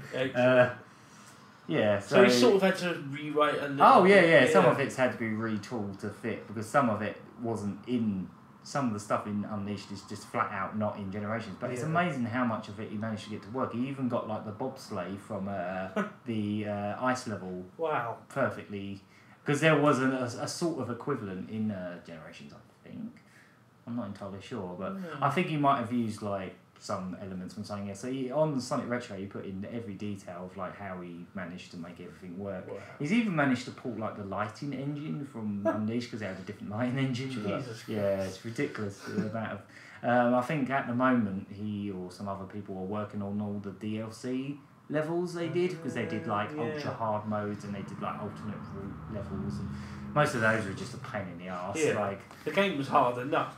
Yeah, and then they went and made this that Eggman level. Eggman. That's the one level we couldn't pull because it had half. Oh, what a shame! Yeah, that level was torture. But if there was a way you could make that level enjoyable somehow, with cutting out all the werehog parts and all the annoying stuff, that would be amazing. But I don't know if that's possible. But yeah, I've been playing that a lot. And I was just mentioning Freedom Planet, like the sort of the kickstarted not Sonic game. And now there's another. Not Sonic kickstarted game by someone from Sonic Retro that technically may have started. I'm not entirely sure if it started. No, basically the guy that's making this other one, there's a game on Kickstarter right now called Spark the Electric Jester, and this is created by a guy who. One of the few people that actually finished his Sonic fan games. Because most Sonic fan games never get very far, you know, they become a labour of love and they just get a few levels done and spend so much time on the engine. This guy actually, I think he goes by the name Folk, I'm not sure if that's pronounced correctly, but he created these fan games called Sonic after the sequel and before the sequel. That's right. I think it was the other way around that they came out. But yeah, there was one of them was based between 1 and 2, and one's based between 2 and 3. Right. I haven't played them in full yet, but they're considered some of like the best Sonic fan games out there in a way. Just like, and Folk's really, he's well known for really bloody good music as well. In fact, he's actually done music for a few like big games as well. I think he did remixes for like Kingdom Hearts 2 on PS3 and stuff like that. He's done music for like a Final Fantasy game and stuff like that. It's ridiculous. Okay. So he's. You know, music-wise, it's quite a big deal. Game-wise, of course, he's done Sonic fan games, but now he's working on an original platformer, which is obviously in many ways Sonic-inspired. Yeah. Like, it's clearly in the same way Freedom Planet was, even maybe more Sonic-like than even Freedom Planet is. But yeah. Well, what it is the Kickstarter. He has got a full demo for it, and it's quite a lengthy demo as well. It's about 4 full stages, and the stages are probably longer than Sonic stages are. So yeah, it's a really meaty demo. In fact, I think he said the Kickstarter is mainly to it's actually mainly for the music budget. Like Oh, he right. really wants to get the music down as slick as he can. Yeah. So the actual game's actually been, for the most part, put down, but like he's probably actually already built half of it. 'Cause he's a bit of a machine when it comes to like the fan games. Like he just crank them out in like a couple of years. Oh, A lot of people never get that far with like their fan games, so pretty crazy stuff. So yeah, I've been playing. I was playing the demo of that as well. Basically, it's kind of like Sonic mixed a little bit with Kirby, I suppose. You're not exactly taking abilities from enemies. You're just finding them, but there's like loads of different abilities that like changes his colour and his appearance. And one of the abilities is basically Nights. Like Nights into Dreams, because he turns purple and he can fly everywhere. Kind of like Freedom Planet as well. It feels like, I think they've even said it on their page, it's like a mix of, it's got the sort of traversity of Sonic, where you can run around and you can wall jump and all this kind of stuff. But it's got like the combat of Mega Man X. To some extent, I guess. Like, you can pick up like this staff weapon, which is really bloody useful. You can actually just jump and spin it up in the air like Super Metroid kind of thing, and do all these different melee attacks. And from what I've played of the demo, I really enjoyed it. Like, I mean, I've only played the demo in full once so far, and there was loads of different abilities that I kept walking into, and then walking into another one and be like, oh, well, I didn't get to try that one. So I'll have to play it again to try the different abilities. But each one basically changes his moveset entirely. Like, it feels like all his attacks are completely different, because he's got, like, basic, like, melee attacks when he's got the staff and stuff, but he's also got, like, I guess the weirdest way I could describe it as you know that episode they do of South Park, where they got that boy band like finger bang. He's basically got a finger bang attack. He's sort of like it's got like a Mega Man charge to it as well, and you can sort of like jump in there and shoot it downwards. Yu Yu Hashiku. Yeah. Oh yeah, exactly. It's Yu Yu Hakusho. That's a better analogy than a fucking South Park. Right. Yeah. You can sort of like charge it up and hold it and not like use it for ages and then just suddenly shoot it off, and yeah, that's probably the best mechanic in it actually. All the bosses in it are quite simple, but it's just finding like all different ways to like run around and sort of like hold it and then like jump in the air, back it downwards and then hit him again. In fact, some of the bosses, even on the Kickstarter updates, he's been saying, oh, this boss you could technically beat in 10 seconds if you do this and this. Like I think he's going into it wanting people to speedrun it. Yeah. And same with Freedom Planet actually. When they were speedrunning it on Games Done Quick, they found a couple, like, you know when you get stuck in walls and you warp somewhere. They found a couple. They said they found a couple of those, and when they mentioned it to the developers of Freedom Planet, they said they're keeping them in for the speedrunners. Hey. It's like they don't, because not many people would fall into that anyway. It's not like something you can easily do, so they're not going to touch it. They're just going to leave it there. That's really cool. So that's mainly what I've been playing. Lots of Sonic-y stuff. Sounds good. I've been playing a couple of Sonic ROM hacks as well, but. I've delved into Sonic ROM hacks, and yeah, if you go through Sonic Retro, there are some blinding ones. Yeah. Did you see that one with Sonic 1 where they sort of made a hub world for it? That was a bit like Oh Generations. god, yeah. So That is good. incredible. Yeah, I know the one you mean. There's this one guy in particular who does like ROM hacks where he just basically puts a character that's never been playable in Sonic 1. I think the most recent one he did was a Bunny Rabbit from the old Sat cartoon, and every single time he does them, one is they've pretty much got unique sprites most of the time when he does these, because obviously those characters were never playable before, and their movesets are entirely different. So it's like Bunny Rabbit or Sally Acorn or whoever in Sonic 1, but it makes the game feel completely different because most of these characters can't just jump on enemies; they have to attack them with their actual attacks. Like with Bunny Rabbit, she's got like this stretch arm thing, and she can also like rocket blast around. And I've been playing a few of those recently. Some really bloody good ones, I think. Nice. Yeah. There's a treasure trove of ROM hacks on the strangest one I played this week, it was just released last week, is there's a ROM hack called CrazySonic, and it is a mix of Sonic 1 and Crazy Bus. Crazy what?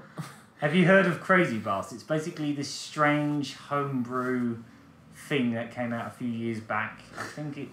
I don't know what country it's from, but it's in another language. It's just some weird thing where you get like this crap MS Paint sprites of a bus and just drive forward and beep, and you can go backwards, and that's it. That And it's amazing. got and it's got the worst music you'll ever hear, like on the title screen. The title screen is literally. It's just noise. It is complete noise. But basically, Crazy Sonic is a combination of Sonic 1 and that. How? There's loads of different modes to it actually. You can just, when you start out, you just pick any level. It's just, you play through Sonic 1, but you're a very slow MS Paint bus. And you can jump and the bus just spins. And you just move through the levels extremely slowly. Nothing can hurt you, because if you drive into Bandits, they just pop. I think the only way you can die is by going in pits or whatever. But there's another mode in it that's just called like Crazy Mode, and it just makes the whole level millions of explosions everywhere, and then the bus is really stupidly fast, so fast that you can just fly off the level by accident. So you actually have to like pace yourself, because the bus is just going, and it like moon jumps everywhere. There's like loads of like cheats for it as well, which they put on the Sonic Retro forum. One of them's a Sonic mode, and it just gives you Sonic, and it has really obnoxious remix of something or other. And then it actually has Crazy Bus just built into it as well. Because when you start the game up, it's got a level select, and then it's got sound test, and then it's got Better Game 1 and Better Game 2 as options. And if you pick 1, it's just Crazy Bus. He's just ported the entirety of Crazy Bus into Sonic 1. And then Game 2 is a SNES game called Hong Kong 97, which is another weird fucking homebrew thing that's like kind of infamous. It's just like this weird shooting game where you play as like Bruce Lee or something, just shoot communists or something, and it's just got this obnoxious looping Chinese pop song, and somehow he managed to port the entire game from the SNES to the Mega Drive and build it into this as well. It's weird.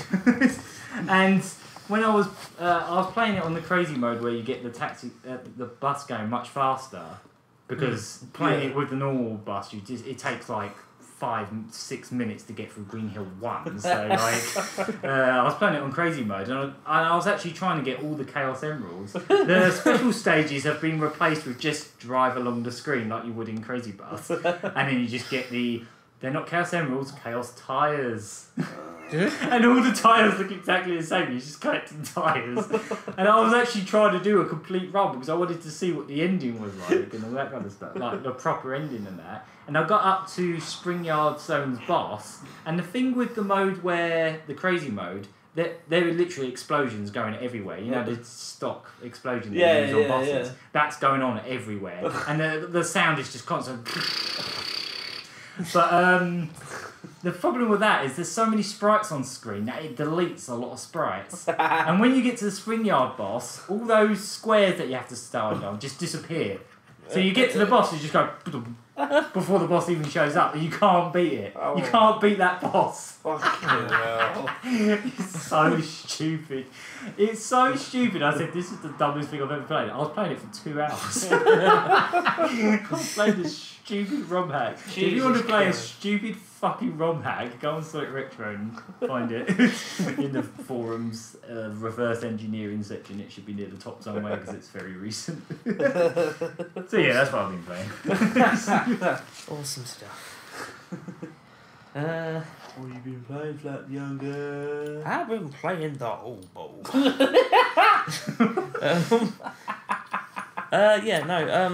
The bulk of what I've been playing is Dragon Ball Z Xenoverse. Or just Dragon Ball Xenoverse. Oh, you picked it up? Yeah, I finally got a copy because I'm not one of the rich kids. I haven't got I haven't got a PS4 or an Xbony. So I had to get it for my Xbox 360, and there was a lot of apprehension with that, but the internet assured me that it's fine. It's the same pretty much the same game as the Xbox Yeah, One version. just because it's on. I think slightly more I loading think screens, Xenoverse was basically. another one of those cases. There's a lot of these where they're just basically putting it on everything, so everyone Yeah, can yeah. play. It doesn't necessarily mean it has to. Yeah, be. but nowhere had any bloody copies of it for their For the anything but 360. yeah. Yeah, they kind was of the like trouble. pushing 360. But I managed to out find of a it copy now. at Argos for 16 quid. So I was Wow, like, yes. really? 60. It's like better than Okay. half price. Mm. It was like 40 Get quid PC one usually. for that kind of You know price, 'cause what I'm very anime tempted. games are like? They never Yeah. go down in bloody No, they price. don't. They really don't. Especially Like, Dragon Ball Z. and the Naruto games, they Yeah. never drop. No. They never Yeah. drop. Even though they make like once a year with those. Yeah, they do actually games. make one a year, and Dragon Ball Z games. Yeah. So yeah, I sort of just looked it up on a whim. I was like, I Yeah. really want to play Xenoverse. And there it was. I was like, That's what I did with New Vegas, because everywhere I looked it was like £40, £30. so I actually had to walk into town from mine, which is like an hour and a half. Yeah, walk. that's not a fun walk. all the way up to bloody Argos just to get the game, and then thankfully I had enough to get the bus home. But yeah, as I was trying to get that bus, I was a couple minutes late for getting the bus home, and the guy stopped at the lights at a red light. He had plenty of time to let me on. I knocked on the window. He just ignored me. I was really pissed off. Well, you just like He didn't Blanked. even just say sorry, can't let you on or anything. Just blanked me. Just looked, stared forward, and just ignored. I banged on the window. And he just no. It was, oh yeah, you're a nice bloke. You know this bus runs one every hour and a half. You're a cool guy. And then eventually you played. Yeah, no. After all that shit. All I'm gonna say is I you know, that's my only bus there, so I'm gonna see that guy again sometime soon. And I'm not gonna let it go. I'm gonna ask him what the fuck that was about. Anyway, yeah. So I got home eventually, and I started playing it, and I've barely put it down since. They've finally done it right. They've finally, after the amount of times I've whinged There's about a lot of good things about Ultimate Tinker. yeah, you got burned by that one, didn't you? I actually God, paid yeah. full price for that. I paid Yeah. 45 quid for it. Heads or Tails Simulator. Oh, that's it. Yeah. No, but Xenoverse is really wow. I've Like, heard some really you good don't things have to about it. just It's not be even a essentially Saiyan, like a like- fighting game. It's more like a bit of a. well, RPG yeah, in a way. it really is. It's Yeah. all about growth and unlocking, and a lot of it is You built your own character. it's or? yeah. I built a Saiyan who had I discovered I did what pretty much every person in the world has done with this game, but I built a Saiyan that had Yamcha's hairdo because it's like one of the coolest looking hairdos. You know, his long hair. Oh right. Like, Yeah, and okay. yeah, I played through as that, and I didn't really know how to sort of do the stat growth too well. He was competent. I finished the game on it. You know, Saiyans are just OP in that game, because when you get Super Saiyan, you can spam your ultimate moves, and Yeah. your stamina just drains at a set amount, and you can use a charge skill to charge it back up. So you can literally just like up to full, go Super Saiyan, and then do ultimate move, ultimate move, ultimate move, ultimate move, oh charge, and ultimate move, ultimate move. And then yeah, So it's a bit abusable. yeah, that and the fact that the best ultimate move in the game, in my opinion, is fucking Berta's move, Blue Hurricane, because it's insane. You can trap them in it, and you just keep hitting them. Like it's really weird. Like it's a really unique move. Like a lot of the moves are quite unique in that you know there's plenty of like Final Flash, Kamehameha, you know, all these like big long typical beams, laser typical beam kind of stuff. But yeah, Blue Flash is completely unique because they have what's called Strike Supers and Energy Wave Supers, which I love because like if you want to be a pure melee, which I went for, my Saiyan is nothing but melee. There's no Kamehamehas coming out of that bad boy. But it's You have to get close up to everyone. Then yeah. But with Blue Hurricane, you don't need to worry about everyone's that going to be because running away from you. well, yeah, with Blue Hurricane, you are literally just a huge cone-shaped tornado of fuckery. And like if you're on a map where you're fighting, like I'll have 3 characters come up to me. I'll quickly try and charge before they get to me. Usually I won't, so I'll have to like sort of do a bit of melee and plenty of dodging because 3-on-1's never fair in any set. But when I finally have enough to go Super Saiyan and to use my special, that's it's done. I'll catch all 3 of them in the Blue Hurricane, and it will literally you'll hear him, my character's animation will slow down because like you know that's like when you do a big move like that in games, and like it slows down because there's so much happening. Yeah. Well, yeah, I'll trap 3 characters in this thing and just go, and you just eventually they'll go KO, KO, KO, and that's it. Just one move and it's done. Sorry about that, Dorian.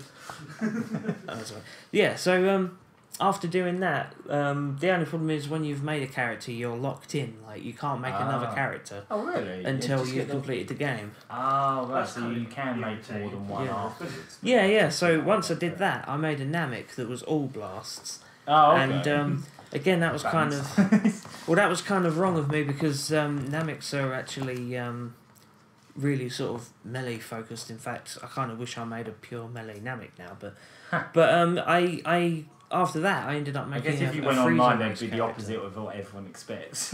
Yeah, I suppose. Namek, they'll be all melee. Yeah. Well, I mean, it's done in such a way that you don't have to. It's a bit like Elder Scrolls. You can be what you want. Yeah, you can just mix anything with anything. It's not a good idea to try and be a complete canon.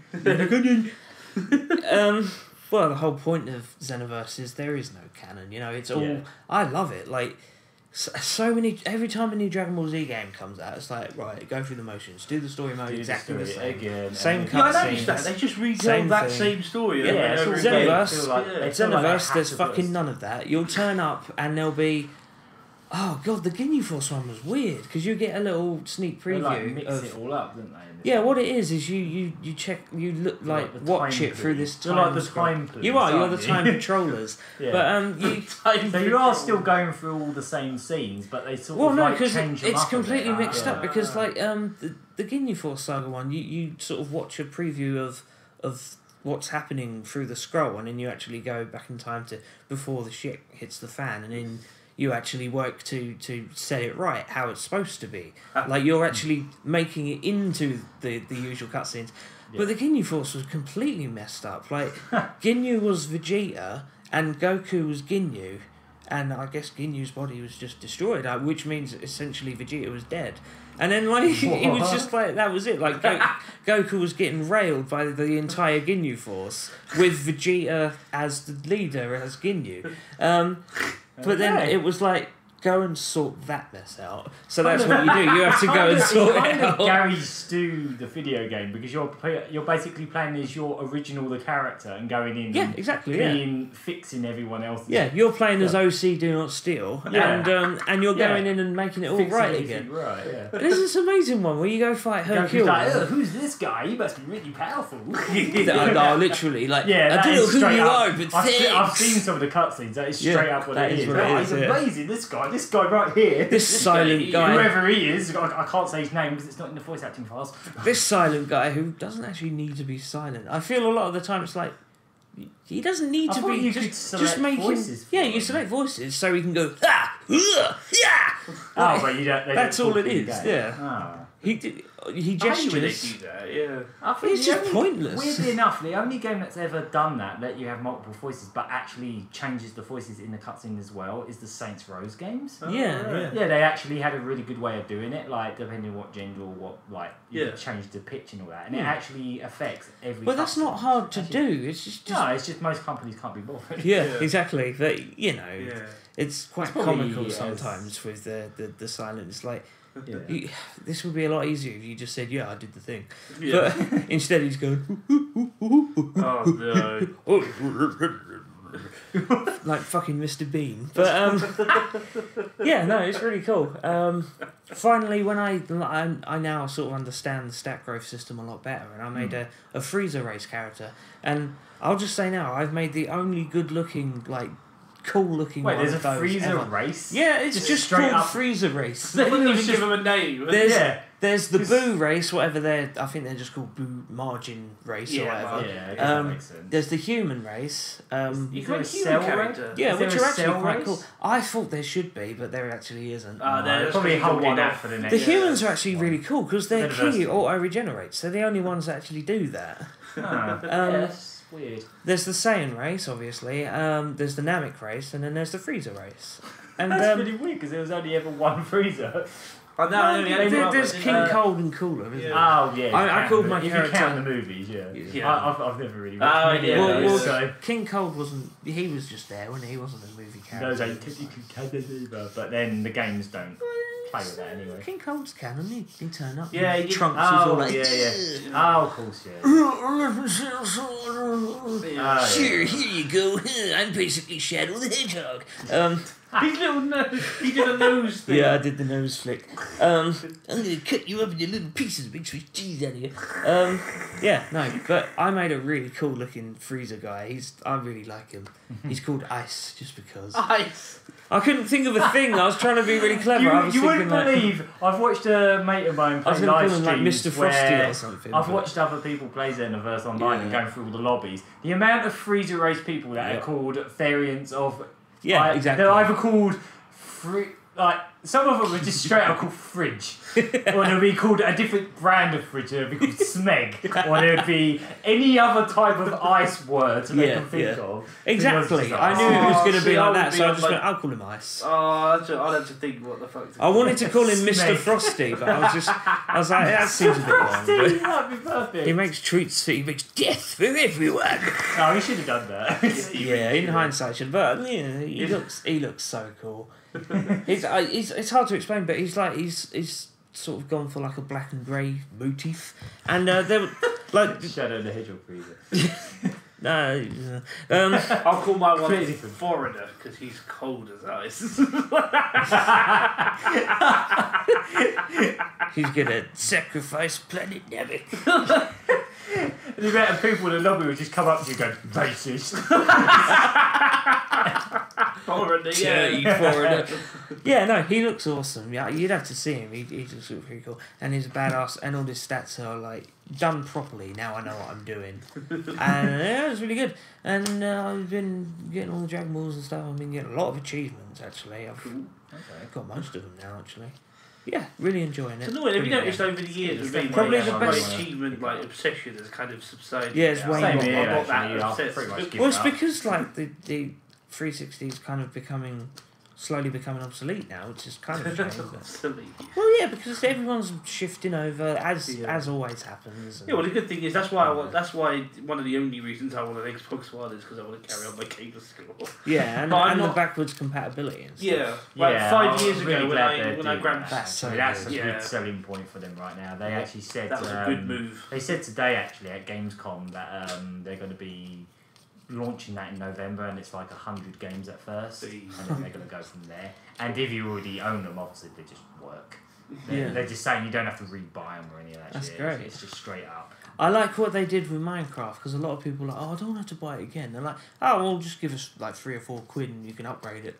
Yeah. Even on PS4, from PS3 to PS4, PlayStation are really fucking good with it. They do it so even if you bought a game ages ago on a PS3, they retroactively make them crossplay. So when it comes out on PS4, if you bought it years ago on the PS3, you just get it on the PS3. Oh, that's awesome. And same with the Vita as well. Some of the games are PS3 for Vita.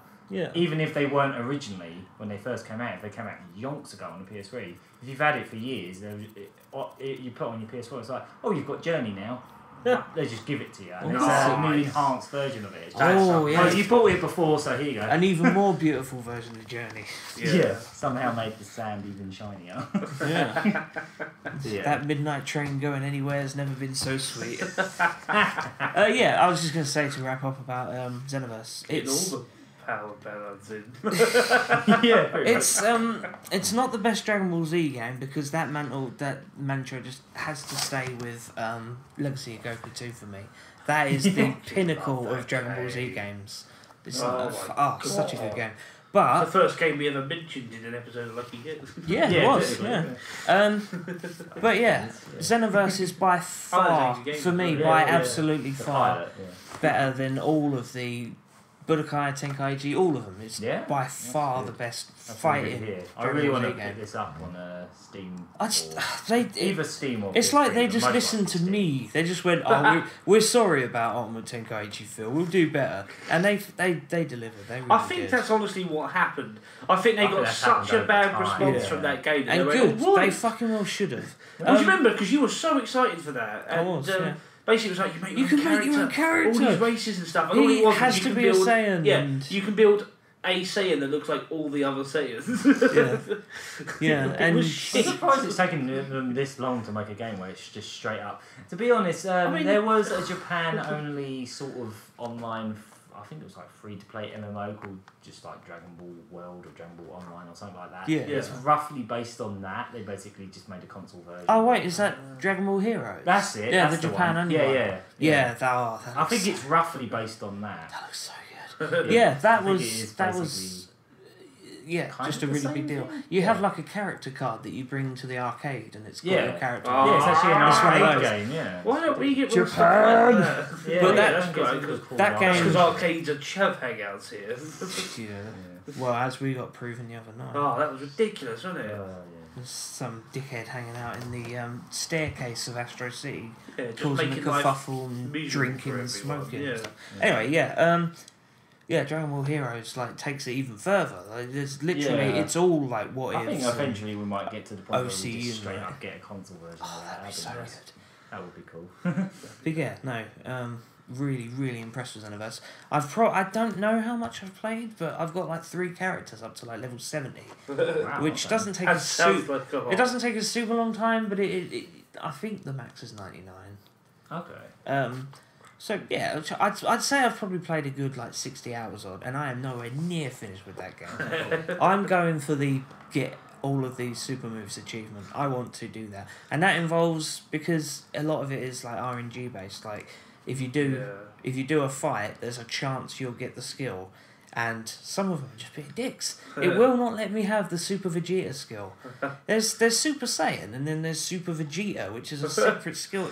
It's like another type of transformation. That's Oh, that's weird. yeah, you don't have to be Vegeta to have it. It's just called Super Vegeta, and there's Super Vegeta it like 2 that you get later on as well. How the person becomes a Super Saiyan? It's like, because Vegeta technically became a Super Saiyan a different way. Yeah. Yeah, Has it but got I something mean, to do well, with what that? Super Vegeta was you remember? It's, oh God, really showing how much of a DBZ geek I am. But you remember how Trunks thought he'd surpassed Vegeta because he could bulk up and get really powerful. Oh, yeah, That's yeah. Super Vegeta. Basically, what I'm assuming it is in Xenoverse is that See, I you really get need to a go power back and boost, but not a rewatch speed The boost. entirety of Z. Yeah. There's so much of everything after like Frieza I've forgotten. pretty Yeah, much, yeah. For the most part. It's understandable. Yeah, like, it's up been a to long the Frieza time. side I haven't was watched. just- I haven't there's a watched. video mo- we got to top show you. notch. I haven't watched. Oh, Mega 64. Yeah. Oh, I've seen it. Yeah, Oh. their new one. Oh, Yeah, bugger. yeah. Yeah, I've seen it. It's ridiculous. So good. But yeah, I've no, seen I it. was, I want to get all the cool super moves, and I've just unlocked. I've got the achievement now for unlocking all the characters. I haven't got any of the DLC. I'm kind of thinking of. I've never bought a DLC for any game. I Ever? don't agree with it. Actually, I bought the extra 11 levels on Borderlands 2 when it was half price. Yeah, it was I like a remember pound. You mentioned that. Yeah, it was like a quid. So I was like, alright, I'll get well, an extra 11 yeah, levels. quid. Yeah. But other than that, I've never bought any proper DLCs. But there's a I think with that game, DLC. there's like a season pass. And all that Yeah, shit. there is. That's I hate. I wouldn't bother with that because No. whenever they do that season pass thing, it's like you're paying a load to get Plus, everything, with and the then Borderlands- like a year's time they'll just reduce it all anyways. Yeah, but with Only Borderlands once have I 2, ever done that. with Borderlands 2, the Yeah. season pass doesn't actually entail every bit of DLC anyway. No. There's still like another 5 bits Yeah. of DLC after that. I only ever did it once, and it was because I actually got it at like half price through some really good deal. Most Yeah. of the, Do you most of the remember LA DLC Noir? I saw, Yeah. for They had the Xenoverse was Rockstar like GT Pass. characters, I think. Yeah, no, there's 2. There's probably more, but I know of 2 bits of DLC. There's one with all the GT characters, which I will steer well clear of, and there's one with the Resurrection of F characters, where I'll get the blue-haired Goku and the Oh, okay, I didn't know about that one. Jacko the Patrolman and Short all that pass sort of and stuff. whatnot. So I might get that if it's not like 9 quid, which it probably is. I'm not gonna. Yeah. I'll get it if it's cheap, you Yeah. know. But it's Oh, literally just a few extra characters and a few extra missions and stuff. Oh, okay. It's not like it's a not like a huge major thing. thing, especially when you can make your own characters anyway. Yeah, exactly.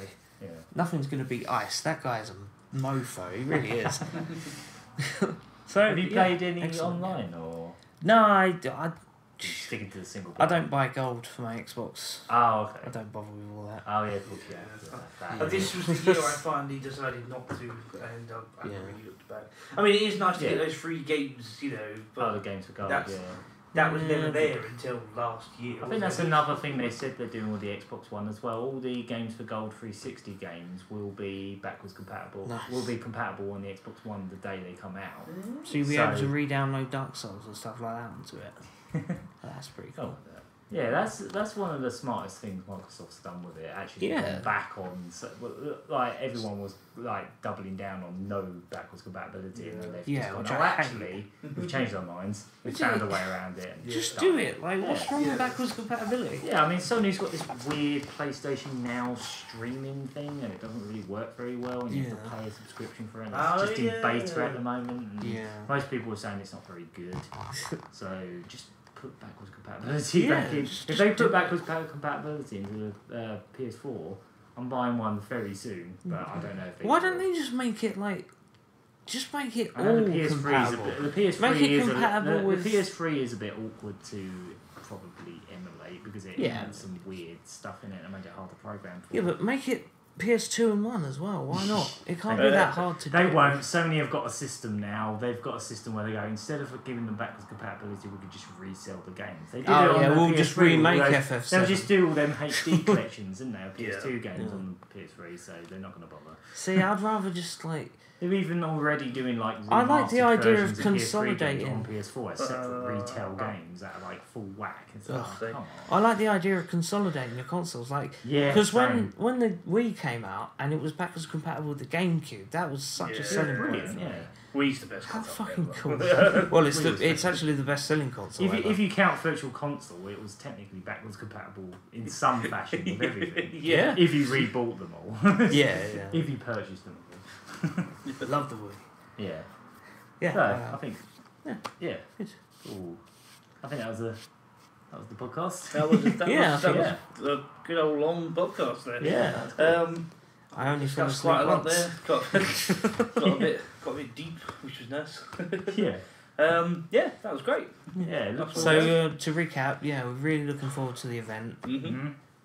Shitting it a little bit, but I'm really it's nervous. going to be good. Hope you guys can join us for that, and if not, please just share it around and Spread the help us out. word. Yeah, it'd be awesome. Spread the good feels.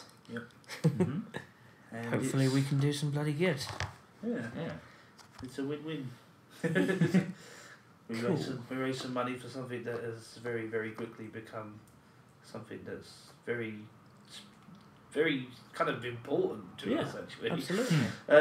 Which I'm going to be honest with you, I never actually saw that coming.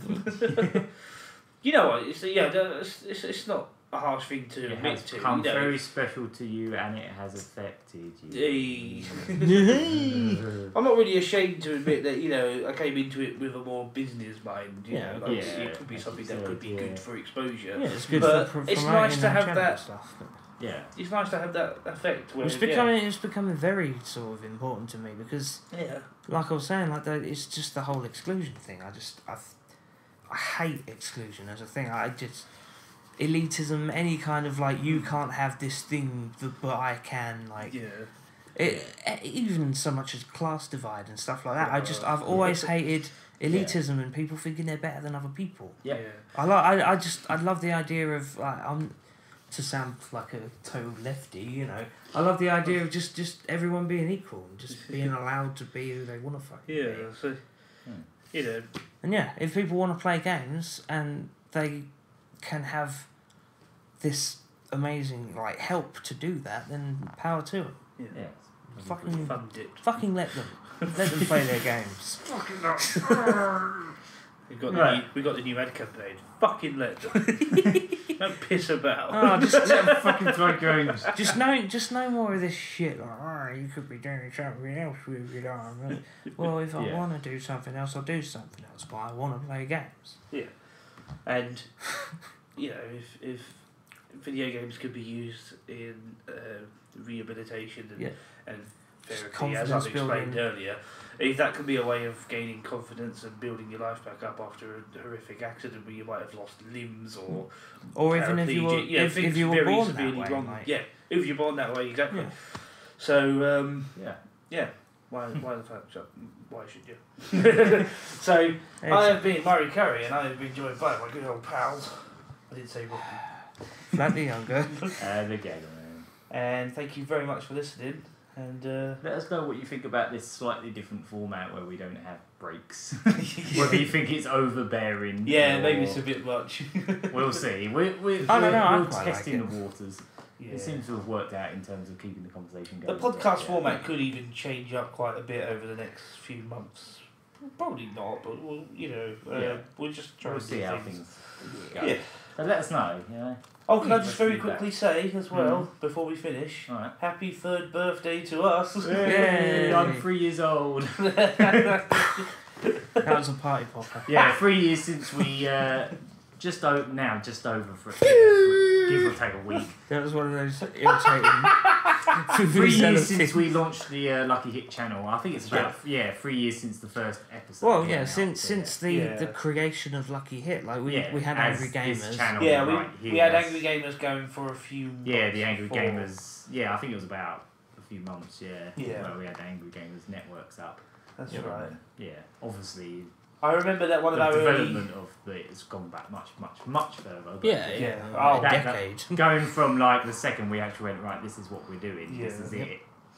Well, Lovely, I yeah. don't even want to get into it, but it's well over a decade, maybe about 14 years ago since I really wanted to do it. You can see some of that in the previous one. Yeah. Go back and find, what was it, episode 50? Some of those Tommy bloody the notes. Great again. Just go listen to episode 50 again. I've listened to that like 5 times. It is a pretty good Songs episode. and all. It is a good Oh. episode. Oh, the songs! Yeah. Oh, the songs. shit! The songs! Oh, God. I got an excuse. I was 12. I got this. No. Alright, we're off.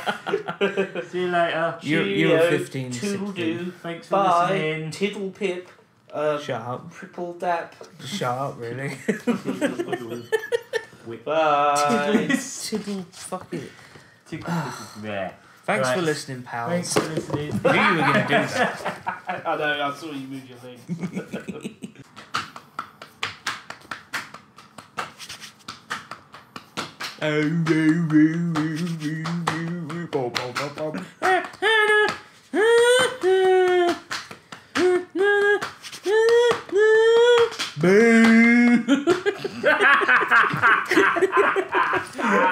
I really want to know what that sounds like. A load of old